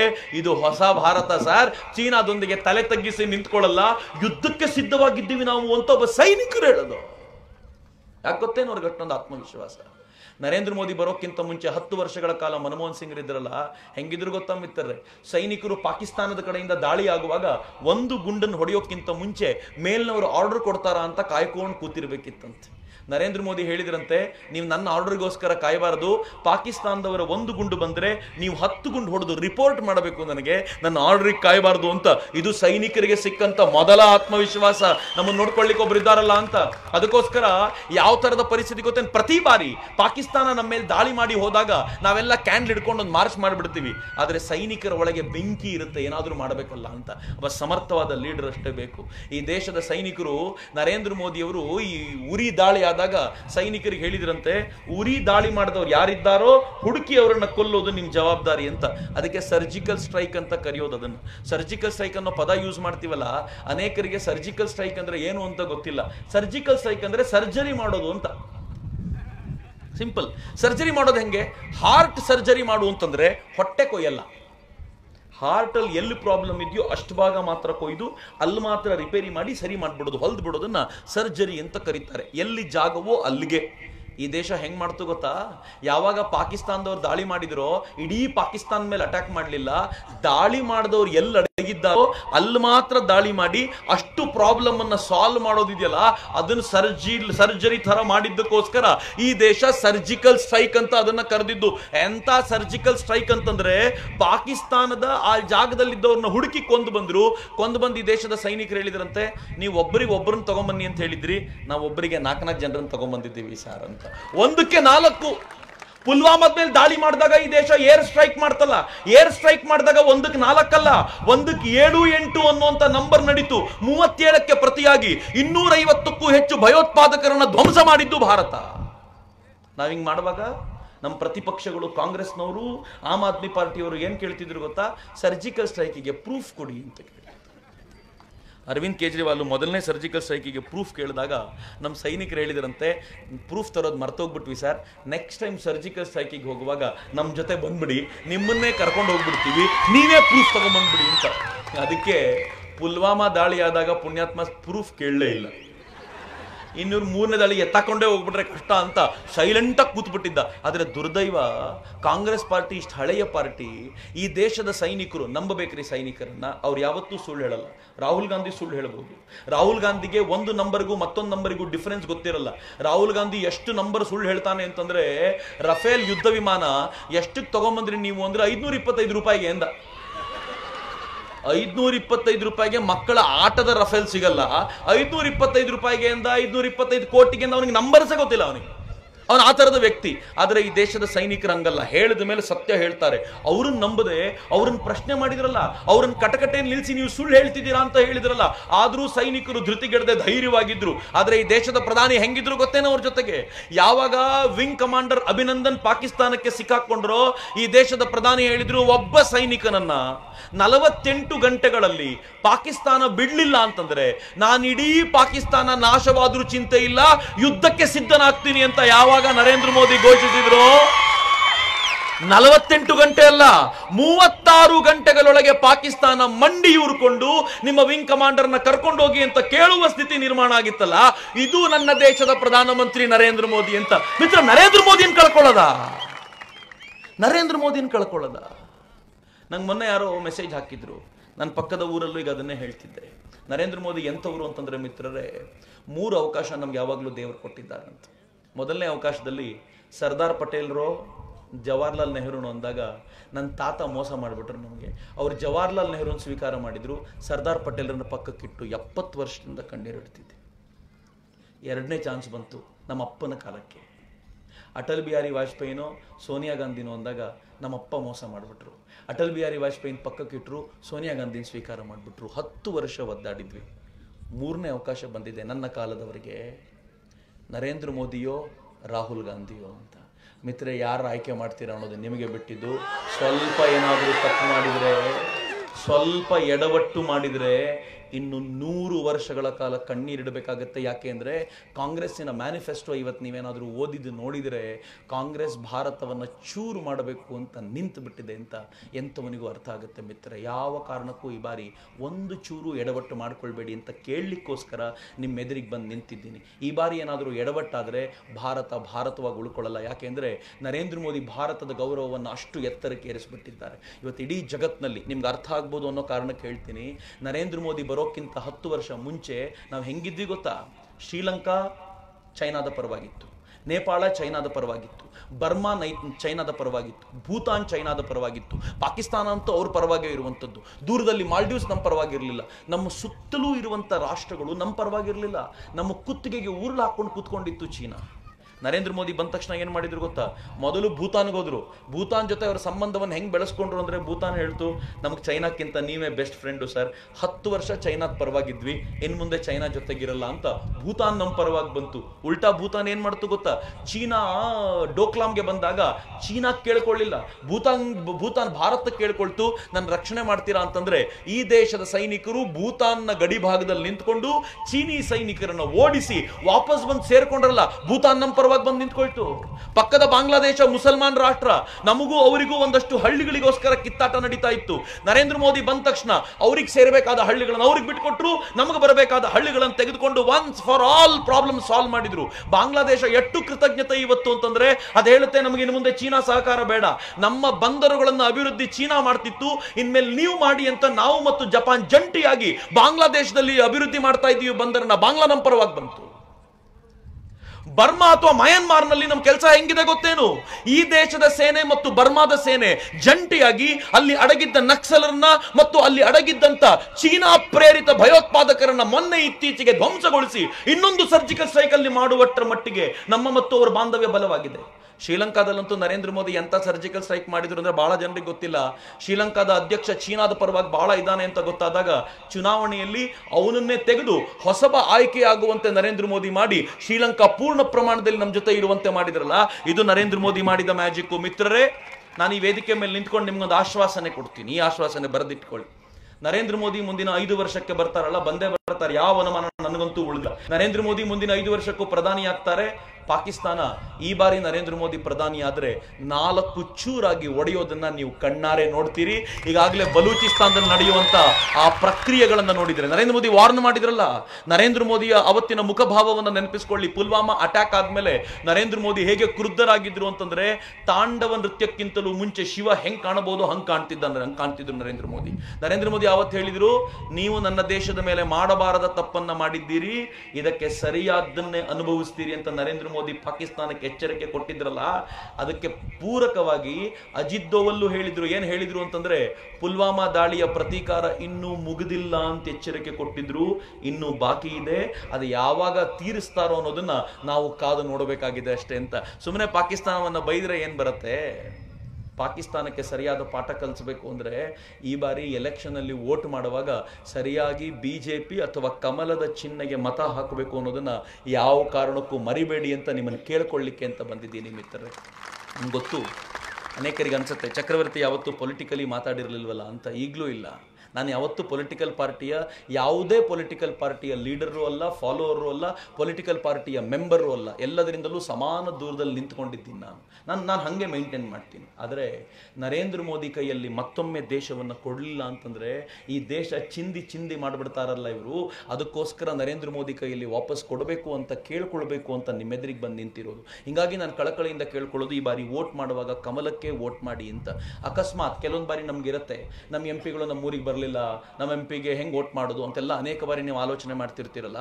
ಆದರೆ ನೆನ್ಪಿಟ್ಕೊಳ್ಳಿ ಮಿತ್ರರೇ, ಈ ಎಲ್ಲ ಕೋಪಕ್ಕೆ ಅಪ್ಪಿತಪ್ಪಿ ಏನಾದರೂ ನೀವು ಕಾಂಗ್ರೆಸ್ಸಿಗೆ ವೋಟ್ ಮಾಡಿದರೆ ಪ್ರಧಾನಿ ಪಟ್ಟದಲ್ಲಿ ಕೂತ್ಕೊಳ್ಳೋದು ರಾಹುಲ್ ಗಾಂಧಿ ಅನ್ನೋದನ್ನು ಮರಿಬೇಡಿ ಅಂತ. ನಾನು ಪಕ್ಕದ ಊರಿಗೆ ಹೋಗಿದ್ನಲ್ಲ, ಈ ಸುರೇಬಾನಕ್ಕೆ ಹೋದಾಗ ಅಲ್ಲಿ ಕೇಳ್ಕೊಂಡೆ, ಸುರೇಬಾನ್ದಲ್ಲಿ ಯಾರು ದಡ್ಡ ವ್ಯಕ್ತಿ ಅಂತ ಕೈ ಎತ್ತಿ ಅಂತಂದರೆ, ಯಾರಾದರೂ ಕೈ ಎತ್ತಾರೆ ಅಂತ ಇಟ್ಕೊಳ್ಳಿ, ಅವನು ಕೂಡ ರಾಹುಲ್ ಗಾಂಧಿಗಿಂತ ಬುದ್ಧಿವಂತನಾಗಿರ್ತಾನೆ. ರಾಹುಲ್ ಗಾಂಧಿ ಮಿತ್ರ, ಐ ಆಮ್ ಸಾರಿ, ನನಗಂತೂ ರಾಹುಲ್ ಗಾಂಧಿ ನನ್ನ ಪ್ರಧಾನಿ, ನನ್ನ ಆಳುವವನು ಅಂತ ಒಪ್ಪಿಕೊಳ್ಳಿಕ್ಕೆ ಹೃದಯ ಅಂತೂ ಖಂಡಿತ ಒಪ್ಕೊಳ್ಳಲ್ಲ. ಗೊತ್ತಿಲ್ಲ, ಒಳ್ಳೆ ಕ್ಯಾಂಡಿಡೇಟ್ ಹೆಸರು ಹೇಳಿದಿದ್ರೆ ಬಹುಶಃ ನಾವು ಸುಮ್ಮನಿರ್ಬೋದಿತ್ತೇನೋ. ಹೃದಯ ಒಪ್ಪಿಕೊಳ್ಳಲ್ಲ. ಯಾಕೆ ಅಂತಂದರೆ, ಮೊನ್ನೆ ಒಂದು ಪ್ರೆಸ್ ಮೀಟಲ್ಲಿ ರಾಹುಲ್ ಗಾಂಧಿನ ಕೇಳಿದರು. ಪ್ರಶ್ನೆ ಏನು ಗೊತ್ತೇನು? ರಾಹುಲ್ ಬಾಬಾ, ಎಲ್ಲರೂ ಹೇಳ್ತಾರೆ ಈ ಸಬ್ಸಿಡಿಯಿಂದ ದೇಶ ಹಾಳಾಗತ್ತೆ ಅಂತ, ಸಬ್ಸಿಡಿನ ತಡೆಯೋದಕ್ಕೆ ನಿಮ್ಮ ಯೋಜನೆಗಳು ಏನು? Simple question. ಪ್ರತಿ ಸೆಕೆಂಡ್ PUC ಪಾಸ್ ಮಾಡೋ ಹುಡುಗನಿಗೂ ಅರ್ಥ ಆಗುತ್ತೆ. ತುಂಬ ಸಬ್ಸಿಡಿ ದೇಶ ಕೊಟ್ಟರೆ, ಸರ್ಕಾರ ಕೊಟ್ಟರೆ ದೇಶ ಹಾಳಾಗತ್ತೆ, ದುಡ್ಡಿರಲ್ಲ ದೇಶದ ಹತ್ರ, ಇದನ್ನು ತಡೀಲಿಕ್ಕೆ ಏನು ಉಪಾಯ ಅಂತ ಕೇಳಿದರೆ ರಾಹುಲ್ ಉತ್ತರ ಏನಿತ್ತು ಗೊತ್ತಾ? You will be shocked. Rahul ಉತ್ತರ ಕೊಡ್ತಾನೆ, ನಾನು ಹೇಳಿದ್ನಲ್ಲ ರಫೇಲ್ ಬಗ್ಗೆ ಏನೂ ಹೇಳಲ್ಲ ಇವತ್ತು ಅಂತ, ರಫೇಲ್ ಬಗ್ಗೆ ಇನ್ನೊಂದಿನ ಹೇಳ್ತೀನಿ, ಅದು ಬೇರೆ ಪ್ರಶ್ನೆ ಕೇಳಿ ಅಂದ್ಬಿಟ್ಟ. ಪತ್ರಕರ್ತರು ಅವ್ರವ್ರ ಮುಖ ನೋಡ್ಕೊಂಡ್ರು. ಆಯ್ತು, ನಿಮ್ಗೇನು ಹೇಳಬೇಕು ಹೇಳಿ, ನಮ್ಗೇನು ಉತ್ತರ ಬೇಕೋ ಸಿಕ್ಕಾಯ್ತು, ನಾವು ಹೊರಡ್ತೀವಿ ಅಂತಂದ್ರು. ರಾಹುಲ್ ಗಾಂಧಿನ ಯಾರು ಪ್ರಶ್ನೆ ಕೇಳೋ ಧೈರ್ಯ ಯಾಕೆ ಮಾಡಲ್ಲ ಅಂದ್ರೆ, ಅವ್ರು ಕೇಳೋ ಪ್ರಶ್ನೆಗೂ ಇನ್ನು ಉತ್ತರ ಕೊಡೋದಕ್ಕೂ ಸಂಬಂಧವೇ ಇರಲ್ಲ. ಇವರು ಸುಮ್ಮನೆ ಮಜಾ ತಗೊಂಡು ವಾಪಸ್ ಎದ್ದೋಗುವಂತ ಪರಿಸ್ಥಿತಿ. ರಾಹುಲ್ ಗಾಂಧಿನ ಪ್ರೈಮ್ ಮಿನಿಸ್ಟರ್, ಈ ದೇಶದ ಸೈನಿಕರನ್ನ ಅವಮಾನ ಮಾಡಿದಂತ, ಸರ್ಜಿಕಲ್ ಸ್ಟ್ರೈಕಿಗೆ ಪ್ರೂಫ್ ಕೇಳಿದಂತ ಅರವಿಂದ್ ಕೇಜ್ರಿವಾಲ್ ಪ್ರೈಮ್ ಮಿನಿಸ್ಟರ್. ಯಾರು ಬಡವರ ದುಡ್ಡಿಗೆ ಮೋಸ ಮಾಡಿದ್ರೋ ಅಂತ ಚಿಟ್ ಫಂಡ್ ಹಗರಣದಲ್ಲಿ ಭಾಗಿಯಾಗಿದ್ದಂತ ಮಮತಾ ಬ್ಯಾನರ್ಜಿ, ಆಕೆ ಪ್ರಧಾನಮಂತ್ರಿ ಮೆಟೀರಿಯಲ್. ತಾನು ಸರ್ಕಾರಿ ಬಂಗ್ಲೆಯಲ್ಲಿದ್ದಂತ ಟೈಲ್ಸ್ ಅನ್ನ, ಅಲ್ಲಿದ್ದಂತ ಲೈಟ್ಗಳನ್ನ, ಜೂಮರ್ಗಳನ್ನ, ಕೊನೆಗೆ ನಲ್ಲಿಗಳನ್ನು ಕಿತ್ಕೊಂಡು ಹೋದಂತ Akhilesh Yadav prime minister material. ದೇವೇಗೌಡರು ಪ್ರೈಮ್ ಮಿನಿಸ್ಟರ್ ಮೆಟೀರಿಯಲ್ ಅಂದ್ರೆ ಪ್ರಧಾನಮಂತ್ರಿಗೆ ಎದುರಿಗೆ. ಐ ಆಮ್ ಸಾರಿ, ಅವರ ಹಿರಿತನಕ್ಕೆ ತುಂಬ ವಿಶೇಷವಾದ ಗೌರವ ಕೊಡ್ತೀನಿ. ಅವರೊಂದು ಪೊಲಿಟಿಕಲಿ ತುಂಬ ಗಟ್ಟಿಯಾಗಿರುವಂಥ ಮನುಷ್ಯ ಒಪ್ಕೋತೀನಿ. ಆದರೆ ನರೇಂದ್ರ ಮೋದಿ ಎದುರಿಗೆ ಒಂದು ಕೆಪಾಸಿಟಿ ಇರುವಂಥ ಜೀವ ಬೇಡ ಅಂದರೆ, ನರೇಂದ್ರ ಮೋದಿ ಹೆಸರಿಗೆ ನಾನೊಂದ್ಸಲ ಒಬ್ಬ ಕಾಂಗ್ರೆಸ್ ಲೀಡರ್ ಕೇಳಿದೆ, ನಾನು ತಮಾಷೆ ಮಾಡಿ ಕೇಳಿದೆ, ಹೋಗ್ಲಪ್ಪ ನರೇಂದ್ರ ಮೋದಿ ಎದುರಿಗೆ ಇಂಥವನೊಬ್ಬ ಸಮರ್ಥ ಪ್ರಧಾನಮಂತ್ರಿ ಕ್ಯಾಂಡಿಡೇಟ್ ಅನ್ನೊಂದು ಹೆಸರಾದರೂ ಹೇಳ್ರಪ್ಪ ಅಂದ್ರೆ, ಆ ಕಾಂಗ್ರೆಸ್ ಲೀಡರ್ ಮುಖ ಸಣ್ಣ ಮಾಡ್ಕೊಂಡು ಹೇಳಿದ್ರು, ಸರ್ ನರೇಂದ್ರ ಮೋದಿ ಎದುರಿಗೆ ನಮ್ಮ ಲೀಡರ್ ಬಿಡಿ, ನಿಮ್ಗಳ ತರ ಫಾಲೋವರು ಇಲ್ಲ ಸರ್, ಇನ್ ಲೀಡರ್ ಎಲ್ಲಿಂದ ಕರ್ಕೊಂಡ್ಬರೋಣ ಸರ್ ಅಂದ್ಬಿಟ್ಟು. ಲೀಡರ್ ಆಮೇಲೆ, ಮೊದಲು ಫಾಲೋವರೇ ಇಲ್ಲ ಅವ್ರ ಹತ್ರ, ಸಮರ್ಥವಾಗಿರುವಂತ ಫಾಲೋವರ್ನ ತೋರಿಸ್ಬಿಡಿ, ಫಾಲೋವರೇ ಇಲ್ಲ. ನಾನು ಅದಕ್ಕೆ ಕೇಳ್ಕೊಳ್ಳೋದು ಮಿತ್ರರೇ, ಅಕಸ್ಮಾತ್ ನೀವು ಕಾಂಗ್ರೆಸ್ಸಿನ ಫಾಲೋವರ್ ಆಗಿದ್ರೆ, ನೀವು JDS ನ ಫಾಲೋವರ್ ಆಗಿದ್ರೆ ಖಂಡಿತವಾಗಿ ನಿಮ್ಮ ಲೀಡರ್ ಜೊತೆ ಓಡಾಡಿ. ನಾನು ವಿಧಾನಸಭಾ ಎಲೆಕ್ಷನ್ ಅಲ್ಲಿ ನಿಮ್ಮ ಹತ್ರ ವೋಟ್ ಕೇಳಲಿಕ್ಕೆ ಯಾವತ್ತೂ ಬರಲಿಲ್ಲ, ಬರೋದು ಇಲ್ಲ. ಅದಕ್ಕೆ ನಿಮ್ಮ ಲೀಡರ್ಗಳ ಜೊತೆ ನೀವು ಇರ್ತೀರಿ ಸರಿ, ಆದರೆ ಇದು ಲೋಕಸಭಾ ಎಲೆಕ್ಷನ್, ರಾಷ್ಟ್ರದ ಪ್ರಶ್ನೆ. ನಾವು ಒಂದು ಸ್ವಲ್ಪ ಎಡವಟ್ಟು ಮಾಡಿಕೊಂಡ್ರು 272 ಸೀಟ್ ನರೇಂದ್ರ ಮೋದಿಗೆ ಬೇಕು, 271 ಸೀಟ್ ಬಂದ್ರು ಅಯೋಗ್ಯರು ಏನ್ ಮಾಡ್ತಾರೆ ಗೊತ್ತಾ? ಉಳಿದವರೆಲ್ಲ ಸೇರ್ಕೊಂಡು ಗವರ್ಮೆಂಟ್ ಮಾಡ್ಬಿಡ್ತಾರೆ. ಹಿಂಗಾಗಿ ನಾನು ನಿಮ್ಮನ್ನು ಕಳಕಳಿಯಿಂದ ಕೇಳ್ಕೊಳ್ತೀನಿ, ಒಂದು ಸೀಟನ್ನು ಕಳ್ಕೊಳ್ಳುವಂತಿಲ್ಲ. ಈ ಬಾರಿ ಕಾಂಗ್ರೆಸ್ಸು JDS ನೀವು ಆಗಿದ್ರೂ, ನೀವು ಅವ್ರ ಜೊತೆ ಓಡಾಡ್ತಾ ಇದ್ರು, ಮತದಾನ ಗುಪ್ತ ಅನ್ನೋದನ್ನು ಮರಿಬೇಡಿ. ನೀವು ಒಳಗೋದಾಗ ಯಾರಿಗೆ ವೋಟ್ ಹಾಕಿದ್ದೀರಾ ಅಂತ ಯಾರಿಗೂ ಗೊತ್ತಾಗಲ್ಲ. ಹಿಂಗಾಗಿ ಈ ಬಾರಿ ಕಮಲಕ್ಕೆ ವೋಟ್ ಮಾಡಿಬಿಡಿ, ನರೇಂದ್ರ ಮೋದಿಗೆ ವೋಟ್ ಮಾಡಿಬಿಡಿ. ವೋಟ್ ಮಾಡ್ತಾ ಒಂದು ನೆನ್ಪಿಟ್ಕೊಳ್ಳಿ, ದೇಶಭಕ್ತನಾಗುವಂಥ ಅವಕಾಶ ಪದೇ ಪದೇ ಸಿಗಲ್ಲ. ಒಂದ್ಸಲ ಸಿಗೋ ಅವಕಾಶವನ್ನ ಕಳ್ಕೊಳ್ಬೇಡಿ ಮಿತ್ರರೇ. ಇದು ನಮಗೆ ದೇಶಭಕ್ತಿಯನ್ನ ಮೆರೆಯುವಂಥ ಅವಕಾಶ. ಈ ಅವಕಾಶವನ್ನ ಚೆನ್ನಾಗಿ ಬಳಸ್ಕೊಳ್ಬೇಕು ಅಂತ ಕೇಳ್ಕೊಳ್ಳಿಕ್ಕೋಸ್ಕರ ನಿಮ್ಮೆದುರಿಗೆ ಬಂದು ನಿಂತಿದ್ದೀನಿ. ಆದರೆ ಒಂದಂತೂ ಹೌದು, 28 ಪಾರ್ಟಿಗಳು ಒಟ್ಟಾಗಿ ಕೈ ಹಿಡ್ಕೊಂಡು ನಿಂತಾಗ ಪ್ರತಿಯೊಬ್ಬರಿಗೂ ಟೆನ್ಷನ್ ಆಗಿದ್ದಂತೂ ಹೌದು. ಏನಪ್ಪಾ ಕತೆ ಅಂತ ನನಗೂ ಟೆನ್ಷನ್ ಆಗಿತ್ತು. ಒಂದು ಹಳ್ಳಿಯಲ್ಲಿ ಒಬ್ಬ ಅಜ್ಜಿಗೆ ಫೋಟೋ ತೋರಿಸಿದೆ, ಅಜ್ಜಿ 28 ಜನ ಒಟ್ಟಾಗ್ಬಿಟ್ಟಿದ್ದಾರೆ, ನರೇಂದ್ರ ಮೋದಿ ಪ್ರಧಾನಿ ಆಗೋ ಡೌಟಾ? ಅಜ್ಜಿ ನನ್ನ ಮುಖ ನೋಡಿ ಏನು ಹೇಳ್ತು ಗೊತ್ತಾ? ಮಗ ಟೆನ್ಷನ್ ಮಾಡ್ಕೋಬೇಡ, ಬೇಜಾರು ಮಾಡ್ಕೋಬೇಡ, 100 ಕತ್ತೆ ಸೇರಿದ್ರು ಒಂದು ಕುದುರೆ ಆಗಲ್ಲ ಕಣೋ ಮಗ, ನೀನು ಯಾಕೆ ತಲೆಗೆ? ಏನ್ ಮಾತ್ರಿ, ಹಳ್ಳಿ ಹೆಣ್ಮಕ್ಳ ಮಾತೇ ಮಾತು, 100 ಕತ್ತೆ ಸೇರಿದ್ರು ಒಂದು ಕುದುರೆ ಆಗಲ್ಲ ಅಂತ. ನನಗೆ ಅದಕ್ಕೆ ಅನಿಸೋದು, ನರೇಂದ್ರ ಮೋದಿ ಆಕಾಶದಲ್ಲಿರುವಂಥ ಸ್ಯಾಟಲೈಟ್ ಅನ್ನು ಹೊಡೆಯುವಂಥ ಟೆಕ್ನಾಲಜಿ ತಗೊಂಡು ಬಂದ್ರು, ನರೇಂದ್ರ ಮೋದಿ ಪಾಕಿಸ್ತಾನದ ಒಳಗೆ ಅಡಗಿದ್ದ ಭಯೋತ್ಪಾದಕರನ್ನ ಹುಡುಕಿ ಕೊಂದ್ರು. ಹಂಗೆಲ್ಲ ನೋಡುವಾಗ ಅನ್ಸುತ್ತೆ 100 ಕುರಿಗಳು ಒಟ್ಟಾದ್ರು ಒಂದು ಸಿಂಹ ನಿರ್ಮಾಣ ಆಗಲ್ಲ. ಈ ಸಿಂಹನೇ ಅದು ಅಂತ. ನಾವು ಸಿಂಹದ ಜೊತೆಗೆ ಇರಬೇಕು, ಈ 28 ಕುರಿ ಮಂದೆಗಳ ಜೊತೆ ನಿಲ್ಬೇಕು ಅನ್ನೋದನ್ನ ನಾವು ನಿಶ್ಚಯ ಮಾಡಬೇಕು. ಈ ಬಾರಿ ಅಂಥದ್ದಕ್ಕೊಂದು ಸಮರ್ಥವಾದ ಕಾಲ ಬಂದಿದೆ, ಅದಕ್ಕೋಸ್ಕರ ನಾವೆಲ್ಲರೂ ಒಟ್ಟಾಗಬೇಕು ಅಂತ. ನರೇಂದ್ರ ಮೋದಿ ಅವರಿಗೆ ಯಾಕೆ ವೋಟ್ ಹಾಕ್ತೀರಾ ಅಂತ ನನಗೆ ಮೊನ್ನೆ ಇತ್ತೀಚೆಗೆ ಯಾರೋ ಕೇಳಿದ್ರು. ನಾನು ತುಂಬ ಮಾತಾಡಲಿಲ್ಲ, ಒಂದೇ ಒಂದು ಮಾತು ಹೇಳಿದೆ. ನರೇಂದ್ರ ಮೋದಿ ಇತ್ತೀಚೆಗೆ ಭಾಷಣ ಮಾಡ್ತಾ ಹೇಳಿದರು, ಈ 5 ವರ್ಷ ನನಗೆ ಕೆಲಸ ಮಾಡ್ಲಿಕ್ಕೆ ಸಿಗಲೇ ಇಲ್ಲ. ನರೇಂದ್ರ ಮೋದಿ ಹೇಳಿದ ಮಾತು ಕೇಳಿ, ಈ 5 ವರ್ಷ ನಾನು ಅನ್ಕೊಂಡಿದ್ದನ್ನು ಮಾಡ್ಲಿಕ್ಕೆ ಆಗಲೇ ಇಲ್ಲ, ಮೂಲಭೂತ ಸೌಕರ್ಯಗಳನ್ನು ಒದಗಿಸೋದರಲ್ಲೇ ಕಾಲ ಕಳೆದೋಯ್ತು. ಮೂಲಭೂತ ಸೌಕರ್ಯ ಅಂದ್ರೆ ಏನು ಗೊತ್ತೇನು? 18,000 ಹಳ್ಳಿಗಳಿಗೆ ಕರೆಂಟ್ ಇರಲಿಲ್ಲ, ಕರೆಂಟ್ ಕೊಟ್ಟೆ. 2.5 ಕೋಟಿ ಮನೆಗಳಿಗೆ ಕರೆಂಟ್ ಇರಲಿಲ್ಲ, ಕರೆಂಟ್ ಕೊಟ್ಟೆ. 7-8 ಕೋಟಿಯಷ್ಟು ಗ್ಯಾಸ್ ಸಿಲಿಂಡರ್ನ ಹಳ್ಳಿಗಳಿಗೂ ವಿತರಣೆ ಮಾಡಿದೆ. ಯಾಕೆಂದ್ರೆ ಇನ್ನೂ ಕಡ್ಡಿಯಲ್ಲಿ ಅಡುಗೆ ಮಾಡ್ತಾ ಇದ್ದ ಹೆಣ್ಮಕ್ಳು ಅವ್ರ ಜೀವನವನ್ನು ಸುಧಾರಿಸಬೇಕಾಗಿತ್ತು. ಈ ದೇಶ ದೇಶದಲ್ಲಿ ರಸ್ತೆಗಳಿಲ್ಲ, ಗ್ರಾಮೀಣ ರಸ್ತೆಗಳು 2.5 ಲಕ್ಷ ಕಿಲೋಮೀಟರ್ ರಸ್ತೆಗಳನ್ನ ಮಾಡಬೇಕಾಗಿ ಬಂತು ನನಗೆ. ಅದರಲ್ಲಿ ನಿರತನಾದೆ. ಈ ದೇಶದಲ್ಲಿ ಜನರಿಗೆ ಉದ್ಯೋಗ ಕೊಡಬೇಕಿತ್ತು, ಸ್ವಂತ ಕಾಲ ಮೇಲೆ ನಿಂತ್ಕೋಬೇಕಿತ್ತು ಅಂತ 17 ಕೋಟಿ ಮುದ್ರಾ ಲೋನ್ಗಳನ್ನು ಕೊಟ್ಟೆ. 60,000 ದಲಿತರಿಗೆ ಮತ್ತು ಹೆಣ್ಣು ಮಕ್ಕಳಿಗೆ, 60,000 ಜನರಿಗೆ 1 ಕೋಟಿವರೆಗೂ ಸ್ಟ್ಯಾಂಡ್ ಅಪ್ ಇಂಡಿಯಾ ಯೋಜನೆಯಲ್ಲಿ ಲೋನ್ ಕೊಟ್ಟೆ. ನಾನು ಈ ಎಲ್ಲ ಕೆಲಸಗಳನ್ನ ಮಾಡ್ತಾ ಇವರಿಗೆ ಅಗತ್ಯವಾಗಿರುವ ಕೆಲಸಗಳನ್ನ ಮಾಡೋದ್ರಲ್ಲೇ ಈ 5 ವರ್ಷ ಕಳೆದೋಯ್ತು. ಮುಂದಿನ 5 ವರ್ಷ ನನ್ನ ಕನಸುಗಳನ್ನ ಈಡೇರಿಸಿಕೊಳ್ಳುವ ವರ್ಷ ಅಂತ ನರೇಂದ್ರ ಮೋದಿ ಹೇಳಿದಾಗ ಥ್ರಿಲ್ ಆಗ್ಬಿಡ್ತೀರಿ. ಈ ಮನುಷ್ಯ ಕೆಲಸ ಮಾಡಲಿಲ್ಲ ಅಂದಾಗಲೇ ಇಷ್ಟು ಕೆಲಸ, ಇಂಥ ಕೆಲಸ ಮಾಡ್ತೀನಿ ಅಂತ ನಿಂತಾಗ ಎಷ್ಟು ಕೆಲಸ ನಡಿಬೋದು ಅಂತ ನನಗೆ ಆ ಇಮ್ಯಾಜಿನೇಷನ್ಗೆ ಅನ್ಸುತ್ತೆ. ಇನ್ನು 5 ವರ್ಷ ನರೇಂದ್ರ ಮೋದಿ ಕೊಡಬೇಕು ಅಂತ. ಅದಕ್ಕೆ ಟೀಮ್ ಮೋದಿ ಕಟ್ಟಿದಾಗ ನಾವು ಒಂದು ಸೇಯಿಂಗ್ ಮಾಡಿದ್ವಿ, ನಮ್ಮದೊಂದೇ ಗುರಿ ನರೇಂದ್ರ ಮೋದಿ ಇನ್ನೊಂದು ಬಾರಿ ಅಂತ. ಯಾರೋ ಒಬ್ಬರು ನಿಂತ್ಕೊಂಡು ತಪ್ಪು ಸಾರ್ ಅಂದ್ರು. ನನಗೆ ಗಾಬರಿ ಆಗೋಯ್ತು, ಏನಪ್ಪ ತಪ್ಪಂದ್ರಲ್ಲಪ್ಪ, ಏನು ಅಂತ ಕೇಳಿದ್ರೆ ಅವರಂದ್ರು ಇನ್ನೊಂದು ಬಾರಿ ಅಲ್ಲ 5 ಬಾರಿ ಅಂತ ಹೇಳಿ ಸರ್, ಆವಾಗ ಈ ದೇಶದ ಒಳಿತಾಗುತ್ತೆ ಅಂತ. ನಾನಂದ್ರೆ ಶಬಾಷ್, ನರೇಂದ್ರ ಮೋದಿ 5 ಬಾರಿ ಈ ದೇಶದ ಪ್ರಧಾನಿ ಆಗಬೇಕು ಎನ್ನುವ ಕಲ್ಪನೆ, ಇಚ್ಛೆ ನಮ್ಗೆಲ್ರಿಗೂ ಇದೆ. ಹಿಂಗಾಗಿ ನಾವೆಲ್ಲರೂ ಒಟ್ಟಾಗಿ ಸೇರ್ಕೊಂಡಿದ್ದೀವಿ. ಮಿತ್ರರೆ, ಈ ಬಾರಿ ನಾವೆಲ್ಲರೂ ಜೊತೆಯಾಗೋಣ. ಯಾಕೆ ಅಂತಂದ್ರೆ ನಾವೆಲ್ಲರೂ ಒಬ್ಬ ಸಮರ್ಥ ನಾಯಕನ ಫಾಲೋವರ್ ಆಗಿದ್ದೀವಿ. ನಂಗೆ ಅನೇಕರು ಹೇಳ್ತಾರೆ, ಚಕ್ರವರ್ತಿ ನೀನೂ ಭಕ್ತ ಆಗ್ಬಿಟ್ಯಾ ಅಂತ. ನಾನಂದೆ, ನಿಮ್ಮ ಥರ ಗುಲಾಮರಾಗೋಕ್ಕಿಂತ ಭಕ್ತನಾಗೋದ್ರಲ್ಲಿ 100 ಪಾಲು ಮಜಾ ಇದೆ, ಹೋಗಲ್ಲ ಅಂತ. ನೀವು ಕಳೆದ 70 ವರ್ಷಗಳಿಂದ ಒಂದೇ ಫ್ಯಾಮಿಲಿಯ ಬೂಟು ನೆಕ್ಕಿಕೊಂಡು ಬದುಕಿರೋರು. ನೀವು ಕಳೆದ 20 ವರ್ಷಗಳಿಂದ ಕರ್ನಾಟಕದಲ್ಲಿ ಒಂದು ಫ್ಯಾಮಿಲಿ ಏನ್ ಹೇಳುತ್ತೋ ಕೇಳ್ಕೊಂಡು ಬದುಕಿರೋರು. ಆದರೆ ನಾವು ಯಾರು ದೇಶಕ್ಕೋಸ್ಕರ ತನ್ನ ಪೂರ್ಣವನ್ನು ಸವದು ಬಿಟ್ಟಿದ್ದಾನೋ ಅವನು ಮತ್ತೊಮ್ಮೆ ಪ್ರಧಾನಿ ಆಗಲಿ ಅಂತ ಓಡಾಡ್ತಿರೋರು. ನಿಮಗಿಂತ 1000 ಪಾಲು ನಾವು ಬೆಟರ್ ಅಂತ ಹೆಮ್ಮೆ ಅನ್ಸುತ್ತಲ್ಲ, ಅದು ನಂಗೆ ಬಹಳ ಖುಷಿ ಅನ್ಸುತ್ತೆ. ಆದರೆ ಯಾವತ್ತೂ ತಲೆ ಕೆಡಿಸ್ಕೊಳ್ಳೋಂಥ ಅಗತ್ಯ ಇಲ್ಲ. ಈ ಮಹಾಗಠಬಂಧನ್ ಆಗಿದೆ ಅಂತಂದಾಗ ಯಾರೋ ಒಬ್ಬರು ನನ್ಗೆ ಹೇಳಿದ್ರು, ನಮ್ಮ ಮನೇಲಿ ನಮ್ಮ ಅಮ್ಮನೂ ಮಹಾಗಠಬಂಧನ್ ಮಾಡ್ತಿದ್ಲು. ನಾ ಕೇಳಿದೆ ಹೆಂಗೆ? ಈ ಸ್ನಾನದ ಮನೆಯಲ್ಲಿ ಉಳಿದಿರೋ ಸ್ನಾನದ ಸಾಬೂನು ಇರುತ್ತಲ್ಲ, ಅವೆಲ್ಲವನ್ನೂ ಸೇರಿಸಿ ಮಹಾಗಠಬಂಧನ್ ಮಾಡ್ತಿದ್ಲು ಅಂತ. ಹಂಗನ್ಬಿಟ್ಟು ಅವನು ಏನಂತಾನೆ ಗೊತ್ತಾ, ಈ ಮಹಾಗಠಬಂಧನನ್ನ ನಾವು ಆಮೇಲೆ ಸ್ನಾನಕ್ಕೆ ಬಳಸ್ತಿರ್ಲಿಲ್ಲ, ಟಾಯ್ಲೆಟಿಗೆ ಹೋಗಿ ಬಂದ್ಮೇಲೆ ಕೈ ಒರೆಸಕ್ಕೆ ಬಳಸ್ಕೊತಾ ಇದ್ವಿ ಚಕ್ರವರ್ತಿ ಅಂತ. ನಂಗೆ ಗೊತ್ತಾಯ್ತು ಅರ್ಥ ಏನು ಅಂತ ಅರ್ಥ ಆಯ್ತು. ಹಿಂಗಾಗಿ ಮಿತ್ರರೇ, ಈ ಬಾರಿ ನಾವು ಬಲು ಎಚ್ಚರಿಕೆಯಿಂದ ಹೆಜ್ಜೆ ಇಡೋಣ. ನರೇಂದ್ರ ಮೋದಿ ಅವರನ್ನ ಮತ್ತೊಮ್ಮೆ ಪ್ರಧಾನಿ ಮಾಡಿಸಿಕೊಳ್ಳಿಕ್ಕೆ ನಾವೆಲ್ಲರೂ ಸಿದ್ಧರಾಗೋಣ. 9:30ವರೆಗೂ ಎಲೆಕ್ಷನ್ ಕಮಿಷನ್ ನಂಗೆ ಟೈಮ್ ಕೊಟ್ಟಿದೆ. ನಾನು 9:30ವರೆಗೂ ಮುಗಿಸ್ತೀನಿ. ಯಾಕೆಂದ್ರೆ ಕಾನೂನನ್ನು ಕೈಗೆತ್ತಿಕೊಳ್ಳುವಂಥ ಅಥವಾ ಕಾನೂನಿನ ವಿರುದ್ಧವಾಗಿ ನಡೆಯುವಂಥದ್ದಲ್ಲ. ಆದರೆ ಇದು ಮುಗಿಸೋಕ್ಕಿಂತ ಮುಂಚೆ ಒಂದು ನಿಮ್ಮ ಹತ್ರ ವಿನಂತಿ ಇದೆ. ಮಹಾಗಠಬಂಧನ್ ಎಲ್ಲರೂ ಹೆದರಿಸಿದ್ಯಲ್ಲ, ನಾವು ಅದಕ್ಕೊಂದು ಪ್ರತಿಯಾಗಿ ಒಂದು ಸಂದೇಶ ಕೊಡಬೇಕು. ಎಲ್ಲರೂ ನಿಮ್ಮ 2 ಕೈಗಳನ್ನು ಮೇಲಕ್ಕೆತ್ತಿ, ನಿಮ್ಮ ಪಕ್ಕದಲ್ಲಿರೋರ ಕೈಯನ್ನು ಹಿಡ್ಕೊಳ್ಳಿ. ಶಬಾಷ್. ಇದರ ಅರ್ಥ ಏನ್ ಗೊತ್ತೇನು?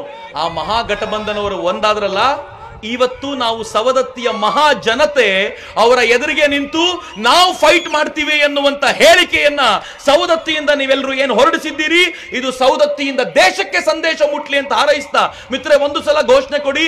ನಾನು ಹರ್ ಹರ್ ಮೋದಿ ಅಂತೀನಿ, ಎಲ್ಲರ ಜೊತೆ ಘರ್ ಘರ್ ಮೋದಿ ಅಂತ ಹೇಳಿ. ಹರ್ ಹರ್ ಮೋದಿ, ಹರ್ ಹರ್ ಮೋದಿ, ಹರ್ ಹರ್ ಮೋದಿ, ಹರ್ ಹರ್ ಮೋದಿ.